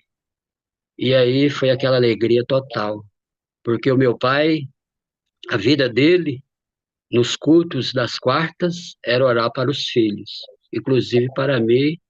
Eu era o caçula, eu estava enveredado por um caminho, né, que não era o caminho propício para um filho que foi criado nas categorias de base dos desbravadores, né? E aí, quando meu pai viu eu estacionando o carro, foi muita alegria, muito contentamento, muita satisfação, né? E ali começou uma outra etapa na minha vida. Ali, Você vai conhecer já já essa outra etapa da vida desse servo de Deus, mas observem uma coisa, queridos. Igreja, categoria de base, desbravador, soldadinho de Jesus, cresceu 17 anos de idade, bom jogador. De que posição você jogava, Joaquim? pastor, do meio do campo para frente, onde me jogava, eu estava ali. É, o homem é polivalente, menino. Qualquer posição do meio para frente, armador, direita, esquerda, centroavante, o homem jogava bola. E aí, esta atividade, junto com a idade que começa a conhecer o mundo, tirou Joaquim dos caminhos do Senhor, se afastou da fé. Não progrediu no Curitiba por causa da idade, mas jogou alistado. E esta atividade, junto com outras coisas, claro, fizeram com que a vida do Joaquim descarrilasse, ou saísse do eixo, do centro da presença de Deus, e ele precisava voltar para a igreja. Passou um tempo fora. Joaquim, na central de Curitiba, amados, ele ia até a igreja, mas para levar seus sobrinhos. Ele passou anos fazendo isso, sabendo que precisava voltar, sabendo que o que era certo fazer para o Senhor Jesus Cristo, mas ele apenas ouvia. E o que o Joaquim ouvia não entrava, que fazia essa reforma interna que o pastor Francisco pregou tão bem aqui. Então, vai aqui para você. Eu estou falando para algum ex-adventista que já esteve nas fileiras, no exército do Senhor, pregando. Estou falando para você que já foi ancião de igreja. Estou falando de você que já foi um pastor até. Eu sei que tem ex-pastores que entram aqui. Estou falando para você que já foi líder da igreja, membro dessa igreja por anos e que hoje está fora, porque, assim como Joaquim, atividades, pessoas, situações esfriaram sua fé. Estou falando com você hoje? Então deixa eu dizer uma coisa para você, amado. Volta antes que Jesus volte. Amém. Volta hoje, você, ex-adventista, que está assistindo conosco essa reunião hoje, que está adorando conosco hoje. Volte antes que Jesus volte, tá bom? A porta da graça está aberta, como o Joaquim disse. Eu ouvi a voz do Espírito Santo. Mas sabe por quê que Joaquim ouviu a voz do Espírito Santo, irmãos? Porque tinha alguém orando por ele. O paizinho do Joaquim, toda quarta-feira, tinha um pedido feito nos cultos de quarta, pela conversão ou reconversão do seu filho. O pai do pastor Joaquim sonhava em ver Joaquim de volta às fileiras do exército do Senhor.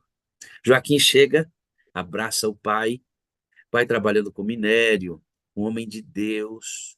Ele vai ficar doente, né, Joaquim? E você também sofre agora o segundo impacto da sua trajetória, que é a morte do seu pai. Ele morreu como, Joaquim? Então, meu pai foi acometido com enfermidade no coração, precisou colocar marca-passo, né? Até esse momento, ele era tesoureiro da igreja aqui em Uberlândia, em uma das igrejas que até então já existia. Na época, né? Meu pai foi tesoureiro mais de 20 anos. E aí ele ficou enfraquecido com essa enfermidade. Aí eu até pedi o pastor, na época, o pastor Dirceu Prates. Pedi para ele, falei, pastor, meu pai não está em condições de exercer mais essa função, poderia ele ser substituído? Aí o pastor entendeu prontamente, meu pai preparou uma outra tesoureira e meu pai ficou liberado desse cargo, né? Aí meu pai queria voltar às origens. As origens do meu pai era mexer com garimpo, né? Meu pai já trabalhou com pedras preciosas, era comprador de diamante, né? Conhecedor muito de pedras. E aí, meu pai resolveu ir para o garimpo. Eu falei, meu pai, o senhor não pode. O senhor está incapaz de passar por serviços pesados, né? Ter emoções fortes. Não, meu filho, eu vou, mas eu vou mexer só com a área da cozinha.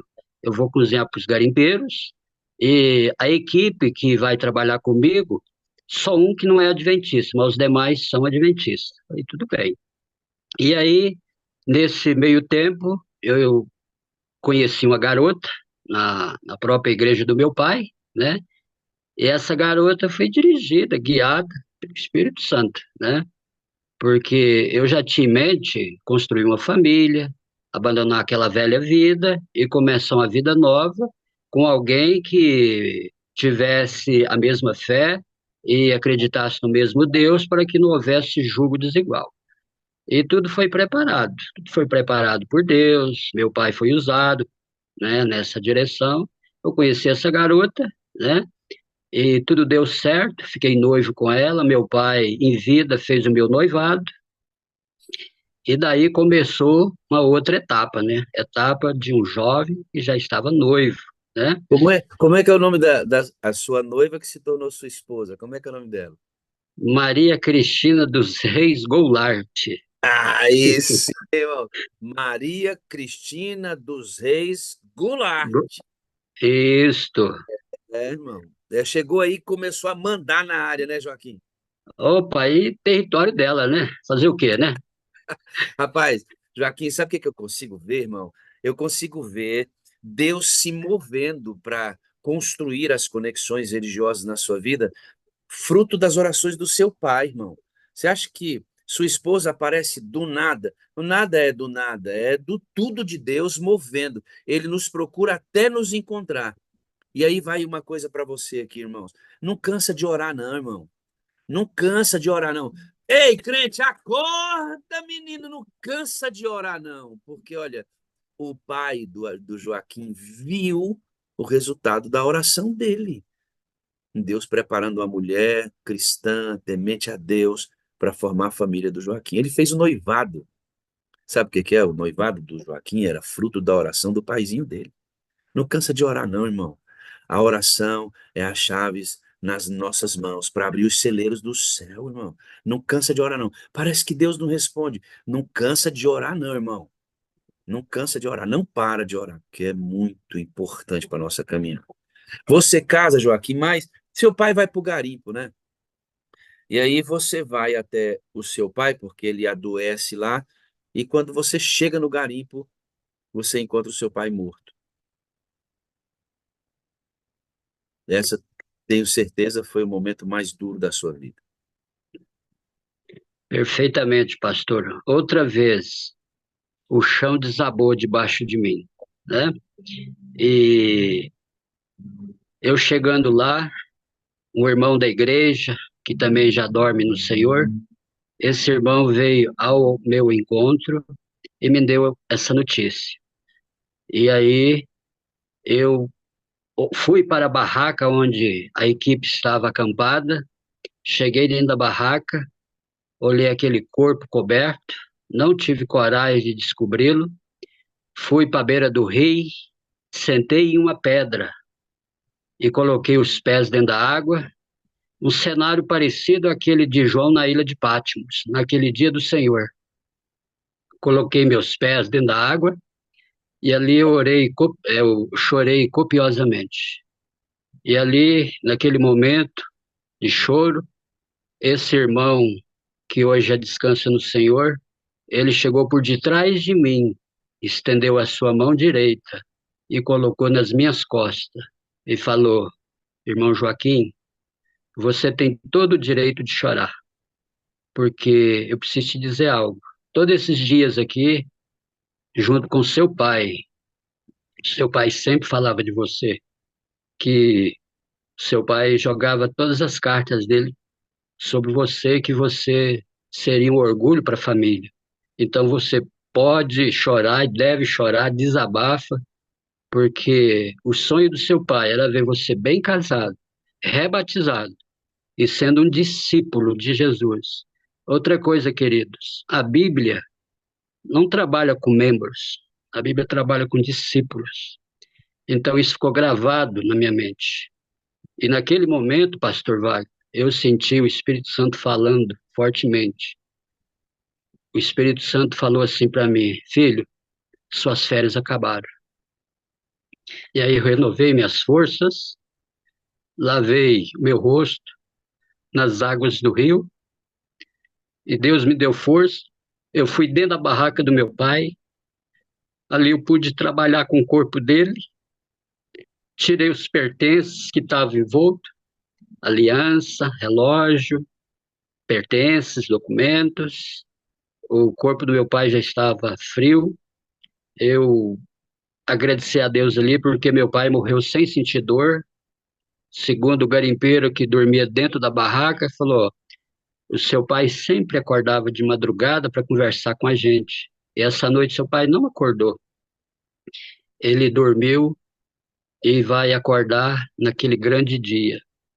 E aí eu fiquei analisando todo aquele cenário. Eu tive forças, trabalhei com o corpo dele, ajeitei ele. Aí eu levantei a sua cabeça. Aí do lado assim estava a lição da escola sabatina, toda ela preenchida, riscada, marcada, e a Bíblia do lado, os óculos, e ali tudo aquilo foi pontuação do Espírito Santo para a minha vida. E ali eu fui entendendo todo aquele passo a passo. E dali, pastor, senti o momento que eu deveria voltar. Porque, na realidade, eu já teria que ter voltado. Mas é uma frase que a gente sempre ouve na sala, de um pastor que eu tenho muito apreço, pastor Edmir. É necessário coisas acontecerem para que outras venham a acontecer. E isso é muito lógico, é muito verdadeiro.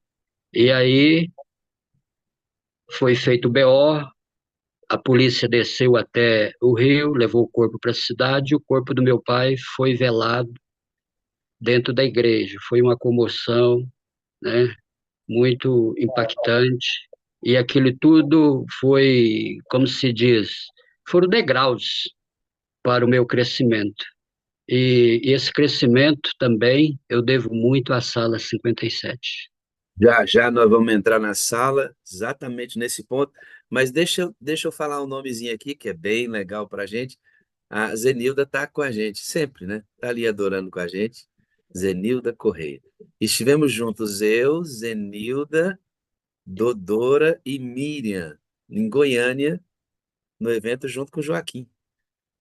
Nós tivemos a alegria de nos conhecer pessoalmente, ali passamos dias maravilhosos quando fizemos o evento na Central de Goiânia, da Sala 57. Foi uma bênção encontrar vocês pessoalmente.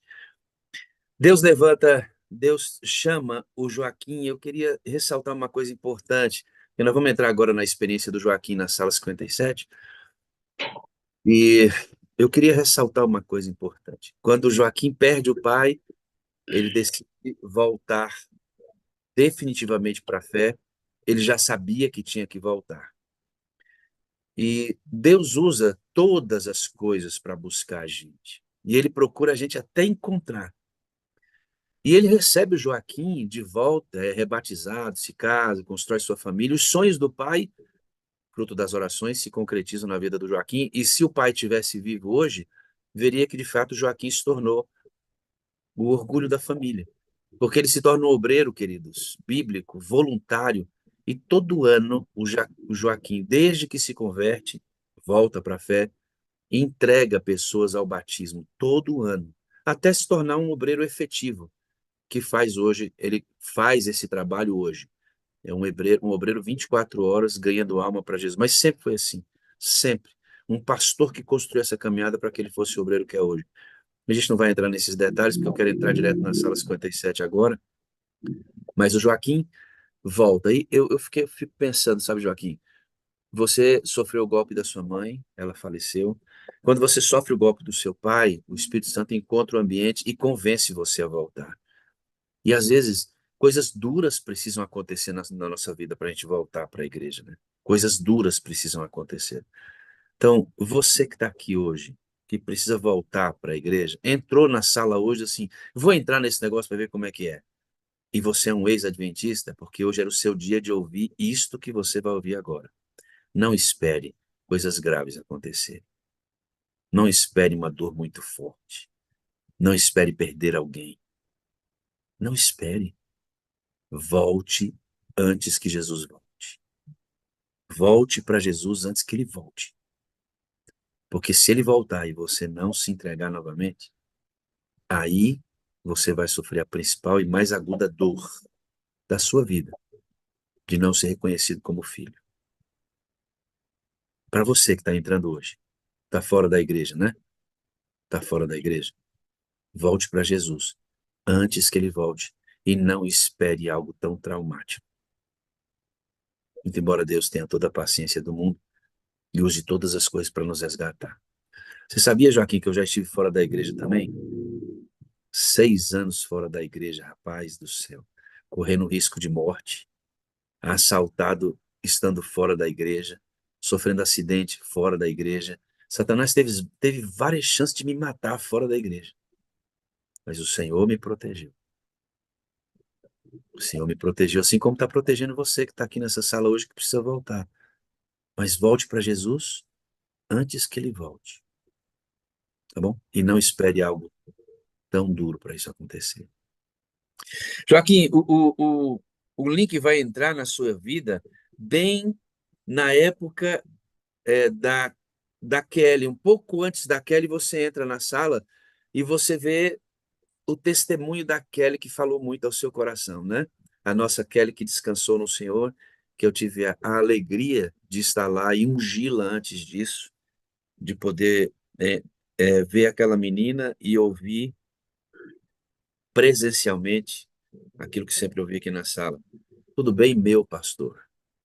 Aquela menina me chamava de meu pastor de uma maneira extraordinária. Foi muito bom ir lá abraçar, fiquei tempo com ela, choramos juntos, nos alegramos juntos. Foi uma benção. O testemunho da Kelly falou ao seu coração de que maneira, Joaquim? O testemunho, quando você entra na sala, a Kelly fala com você. Então, pastor, a gente fica sensibilizado, comovido com a enfermidade das pessoas, porque a gente, quando conhece Jesus, a gente quer passar por aquele momento para aliviar a dor do próximo. Então eu vi o sofrimento daquela garota, e aquilo me comoveu muito, Até porque eu redobrei os meus desejos de orar. Eu orava para aquela irmãzinha constantemente. Eu queria ver aquela irmãzinha.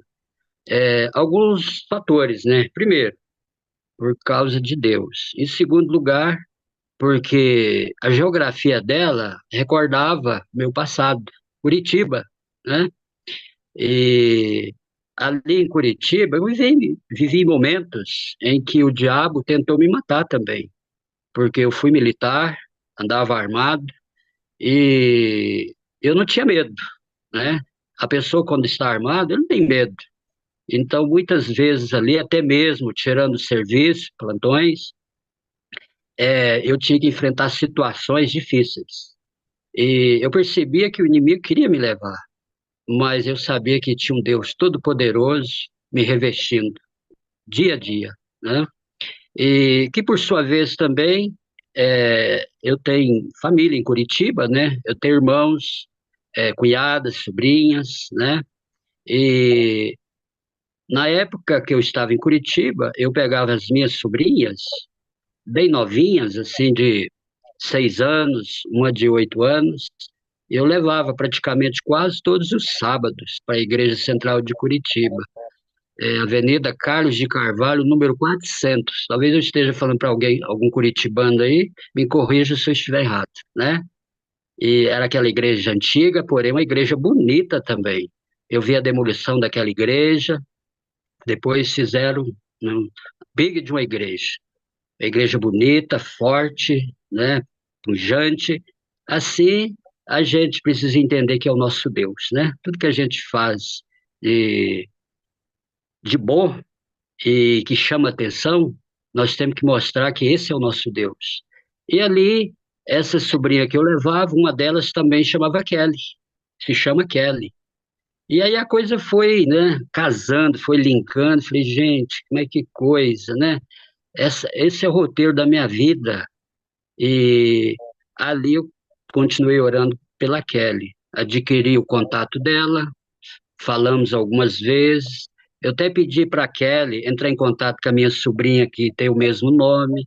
A Kelly entrou em contato com a outra Kelly e tal, e a gente, né, continuou esse diálogo. E até que o quadro da Kelly foi agravando, e aí o meu coração foi apertando e eu orando mais intensamente, e aí chegou aquele dia que ela dormiu no Senhor, né? Então, aquele dia ali, eu agradeci a Deus, porque nas minhas orações eu sempre dizia: Senhor, tira o sofrimento dessa garota, porque essa garota, ela é sua. Essa garota, quando assumi a Sala 57 para pregar, ela comoveu meu coração. Era uma grande pregadora. Eu acredito que você que está me ouvindo está dizendo a mesma coisa em seu pensamento.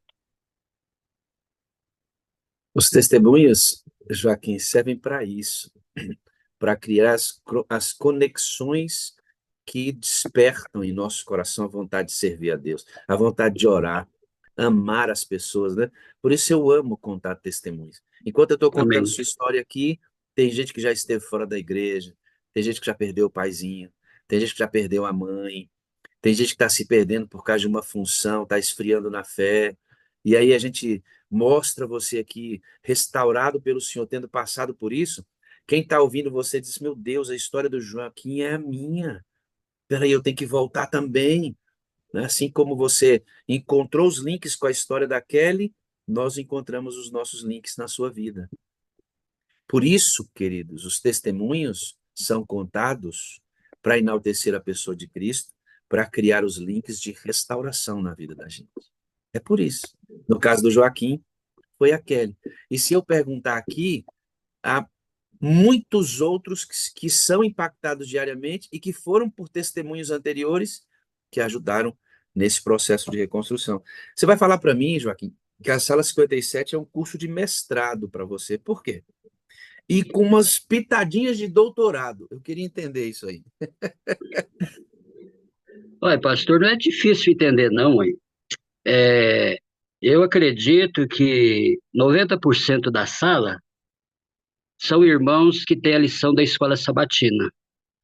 E quem estuda a lição da escola sabatina copiosamente, né, semanalmente, diariamente, em torno de 6 a 10 anos, ele concluiu um curso teológico, pastor. Entende? Quem estuda a lição da escola sabatina corretamente, você pode computar aí. De 6 a 10 anos, você pode colocar na sua grade curricular que você concluiu um curso teológico. E depois da conclusão de um curso teológico, precisa fazer um mestrado, né? Precisa avançar, até mesmo um doutorado, PhD. E a sala 57, pastor, não deixa sombra de dúvida em relação a isso. Ó, eu vou ser sincero para o senhor.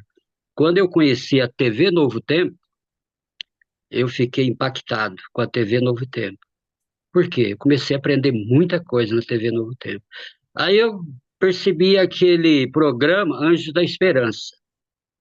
Aí eu falei, poxa, se a TV mexeu comigo, eu preciso fazer alguma coisa em prol da TV. Então eu vou começar com o mínimo. Eu vou ser um anjo da esperança. E, e na medida que eu ia processando esse pensamento, eu vim encontrando almas sedentas e chegava para mim e falava assim: Nossa, eu aprendi tanta coisa na TV Novo Tempo que essa disciplina que você está me ensinando, eu já sei, eu aprendi na TV Novo Tempo.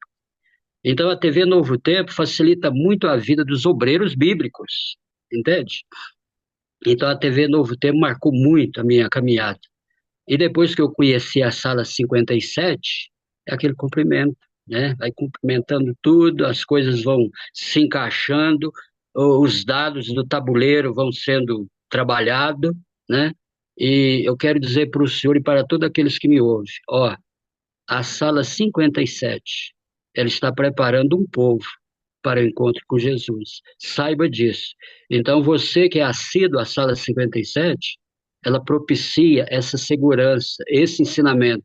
É um ensinamento que eu posso dizer para vocês que é um doutorado.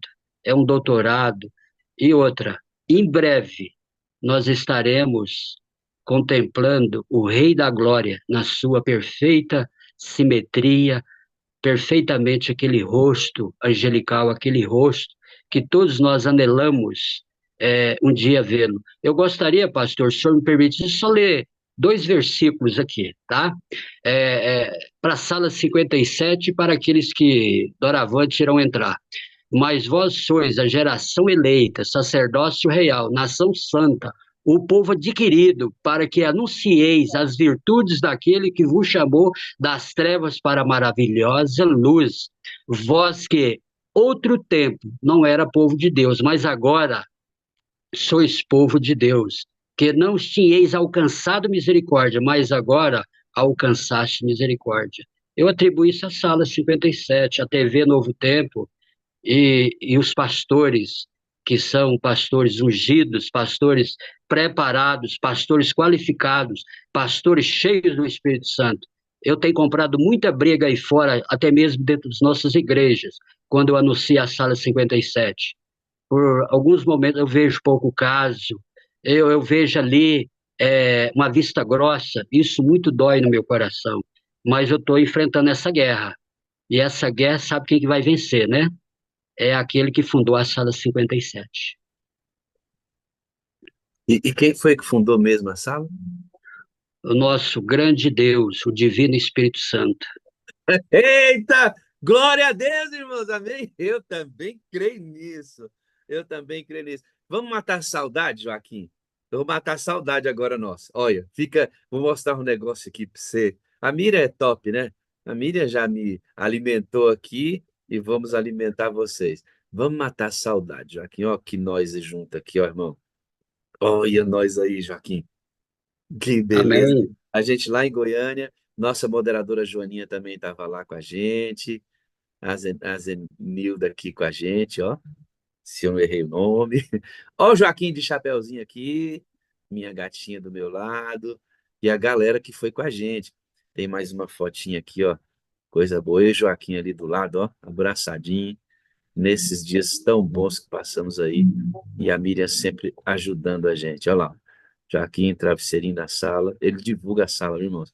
É um obreiro hoje que divulga a sala 57, cada membro que ele ganha, cada ficha que ele preenche, já indica a sala 57 para esse novo conversa, experimentar esse ambiente aqui.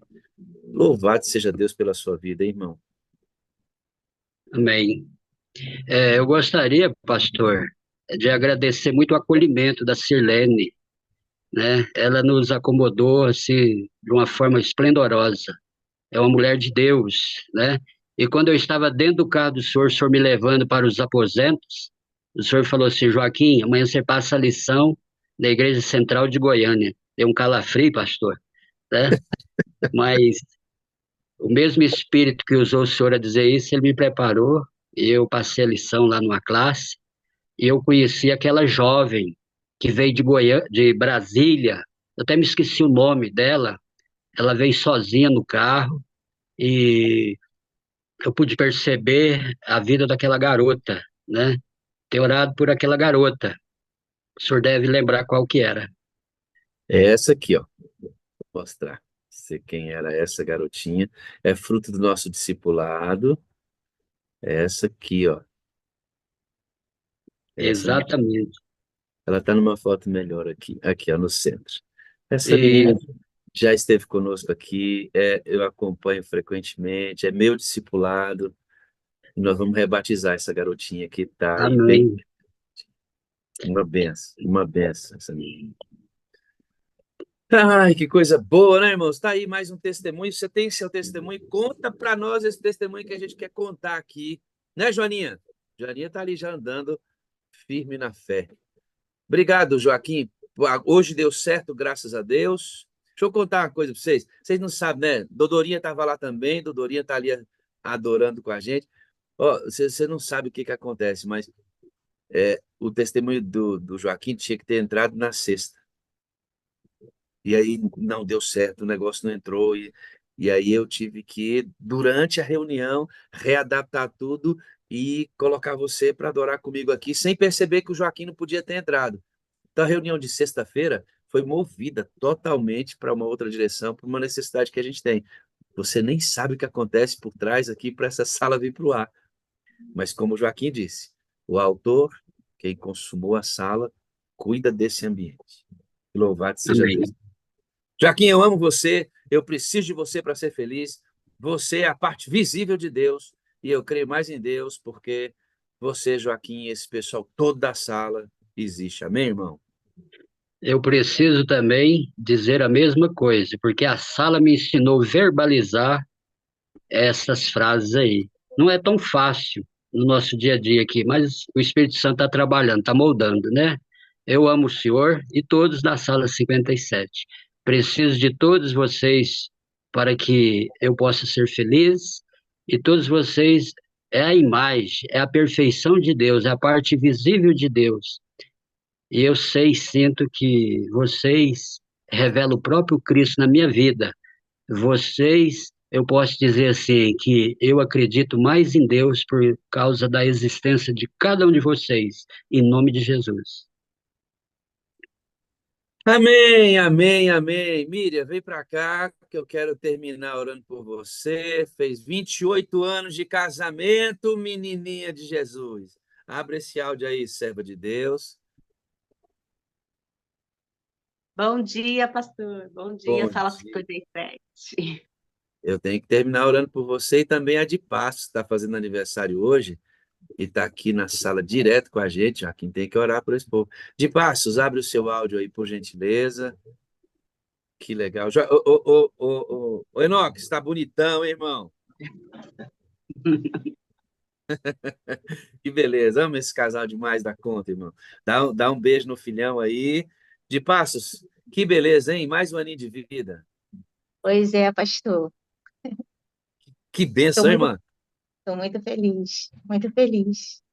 E eu Eu também. queria tanto que o Senhor orasse hoje por mim e Jesus, cada dia. Ó, pessoal, essa sala é movida realmente pelo Espírito Santo, sabe? Meu coração tá assim, sabe? Porque eu pedi assim, ai, seria tão maravilhoso que o pastor Wagner orasse por mim hoje. Aí eu coloquei, hoje é meu aniversário, e o senhor já mencionou meu nome. E agora me chamando, poxa, eu estou muito feliz. Ganhei o dia. Obrigada, Senhor. É tão bonitinho isso, né? Como Deus trabalha nos detalhes. É isso mesmo. Ai, de Passos. Eu ouvi claramente que eu deveria orar por você. Porque olha, geralmente a gente termina aqui o testemunho do Joaquim, pede para a Leila assume os poderes, abre a pipoca, né? Mas conversando com o Joaquim, mostrando as fotos, falei, vamos conversar, trazer a de Passos para orar por ela e também agradecer pelo casamento da Miriam hoje. Como é que tá aí o casamentozinho aí? 28 anos, hein, Enoque? Eita, menino.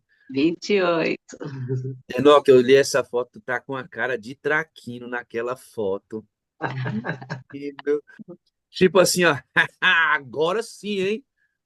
Uma benção, né? 28 anos de casado. Parabéns para vocês, vocês são uma benção e continuem assim, tá bom? Firmes na rocha. Amém.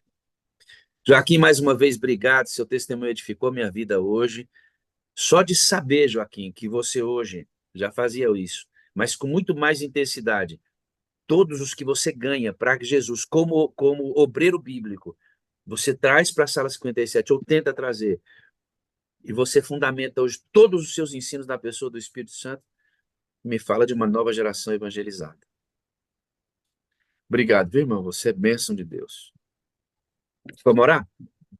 Eterno Deus, continua abençoando o Joaquim, Senhor, seu ministério como obreiro bíblico, abençoando, salvando pessoas, preenchendo fichas de batismo, especialmente levando-os para o tanque, conquistando essas preciosas almas para Jesus. Eu só louvo realmente o teu nome por isso. A de Passos, Deus está fazendo aniversário hoje. E ela queria que eu orasse por ela, e o Senhor soprou nos meus ouvidos, ora por ela. E é o Senhor movendo as peças do tabuleiro para abençoar a gente. Então, toma de Passos em tuas mãos. Ela está completando aniversário hoje. Tem várias pessoas hoje que estão completando aniversário. Abençoe a todos eles também. Cubra de Passos o Joaquim com teu Espírito Santo. Abençoa, Senhor, a Miriam, o Enoque, o Nicolas, essa família tão abençoada por Deus. Enfrentam lutas, provações, mas o Senhor tem mantido a vida desses teus servos. 28 anos de casado. Que o Senhor possa abençoar a todos os casados aqui hoje, que estão adorando conosco agora e verão essa reunião depois. Cubra o Nicolas, a Miriam e o Enoque, batiza-os com teu Espírito e mais do que nunca, una-os até a eternidade. Em nome de Jesus. Amém, amém e amém. amém. Muito bem, bom dia, Miriam e Enoque. Vocês vão celebrar esse trem, hein? Some, dá um remedinho pro Nicolas e vão namorar, meus. Grande abraço para vocês, viu? Obrigada, pastor, eu que agradeço. Amo vocês. Amém. Amém. Louvado seja Deus. De Obrigado. Passos, um grande abraço, fica com Jesus, tá? Muito obrigada, pastor. Estou muito feliz mesmo, fazer Seu dia parte seja, desse movimento. seu dia Obrigada. seja uma grande bênção, tá bom? Amém. Amém. Joaquim, Deus te abençoe, muito obrigado, viu, amado? Você é bênção de Deus. Eita, chegamos à conclusão de mais uma sala 57, irmão. Deixa eu trazer a Leila aqui. Leila, nossa moderadora, que é a que fecha a sala. Bom dia, Leilinha, tudo bem? Abre o áudio para a gente ouvir você, crente. É o outro, né, Leila? É porque você trabalha com dois, então deixa eu tornar também aqui. Pronto, pode abrir esse aí também. Pronto. Agora sim, mano. Agora A Leila sim. agora cuida da nossa pipoca, mano. A Aderlândia está cuidando. Se liga, eu vou trazer a Aderlândia, ela vai contar para a gente. A Aderlândia está num grupo aqui que tem um monte de gente que quer testemunhar. A Aderlândia está entrando em contato com vocês. Ela é uma administradora de grupo, intercessora, cuida da lista de pastores para a gente. Nossa secretária também aqui da sala, uma benção. E ela agora aceitou o desafio de me ajudar a garimpar os testemunhos. Então, quando a Aderlândia entrar em contato com você que está naquela lista ali, pode conversar, abre o coração para ela, que ela passa tudo para mim, tá bom? Leilinha, vamos para a pipoca? Vamos lá. É a do PC que eu libero, né? Do PC. Então, você, a partir desse momento, tem todos os poderes dessa sala. E, Leilinha, parece que eu ouvi um bom dia com alegria. Deixa eu ver. Bom Bom dia com dia, alegria, gente! Sala 57. Ô, benção! Vitória, pastor Glória. Wagner Passou! Moura. Bom Segunda-feira dia! abençoada! Bom dia com alegria, operando Deus, quem impedirá? Bom dia, com alegria. Parabéns! Glória. Bom Bom dia com alegria. dia, Luizinho. Que Deus abençoe seu Que dia. mistura. Só presta pra comer, Jusilei. Que Deus abençoe. Bom dia, bom dia, bom dia, bom dia, bom Ah, dia. misericórdia. Sala dia Santos. com alegria. São pura sempre Preparou meu bolso. Mentira. Ah, bom dia com alegria. Bom dia, Rogério. Bom dia com alegria. Bom dia, bom Alto. dia. Ô, glória. Bom dia, Jusileudo, Francisca só Ferreira. no cuscuz aqui, meu mesmo. O meu compadre Anitta. com Bom dia com alegria, Anitta. Bom dia, Anitta. Marcela Santos. Aê, São pura Eliane! sempre Dia, Luizinho. Barbosa. Da Soraya. Bom dia, Rosinha. Bom dia, Grande Juvenil. Dia, turma! Vamos tomar um cafezinho! Cuscuzinho! Dodora.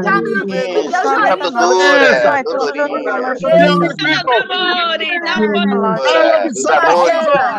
Amo vocês. Vejo você pra ser feliz. Só tem mais Dânia.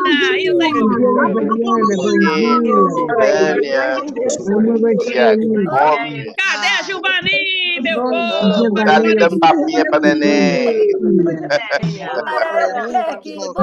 Linda. Transmissão do Bom YouTube. dia, bom dia. Bom dia, alegria. Bom dia, bom dia. Ô, Marcos Bonita com a Almeida. netinha dela! Bom dia, alegria. Bom dia, bom dia. Abençoe. Rosana, Rosana. Bom dia, Nelson.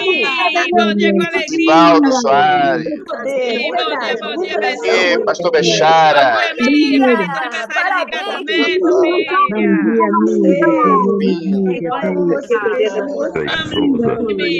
Sebastiana, Tá aí, Suzete Oliveira. Bom dia, bom dia. Bill, dá um tchauzinho aqui pro Bill. Bom dia, bom dia, bom dia. Alegria. Bom dia, bom dia. Tamires, Bom dia, bom dia, bom dia! Bom dia com alegria. Bom dia, povo do YouTube. Bom dia, bom dia. Cida. Rogério, Deixa eu levar Marcela. Bom dia, Giovanni.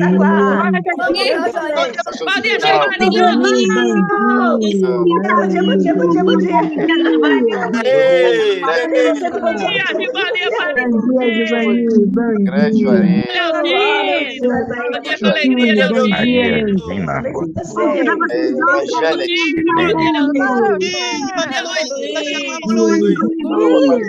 Maria de Fátima. Zenilda. Leia. Pedro Zambelli. E Rosa. Bom dia, Cris. Bom dia, bom dia. Tu tá comendo também, mulher? Nil Soares. É bom, é bom. Nalda, bom dia com alegria. Gatinha linda, te amo, Nalda. Bom dia, Rosana. Bom dia, bom dia.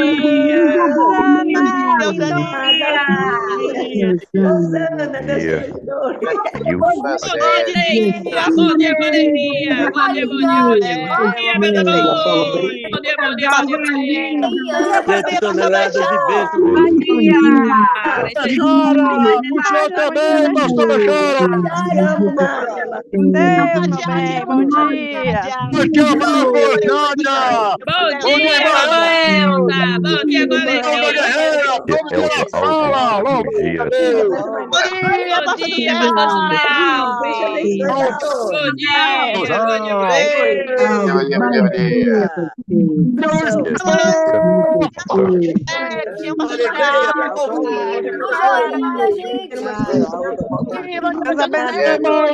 Tchau. Nós te amamos. Bom dia, pastor Raul. Bom dia, bom dia. Bom dia, vai com Deus. Pai, Filho, Filho do Espírito Santo. É hora de dizer tchau. Tchau. Deus, Deus,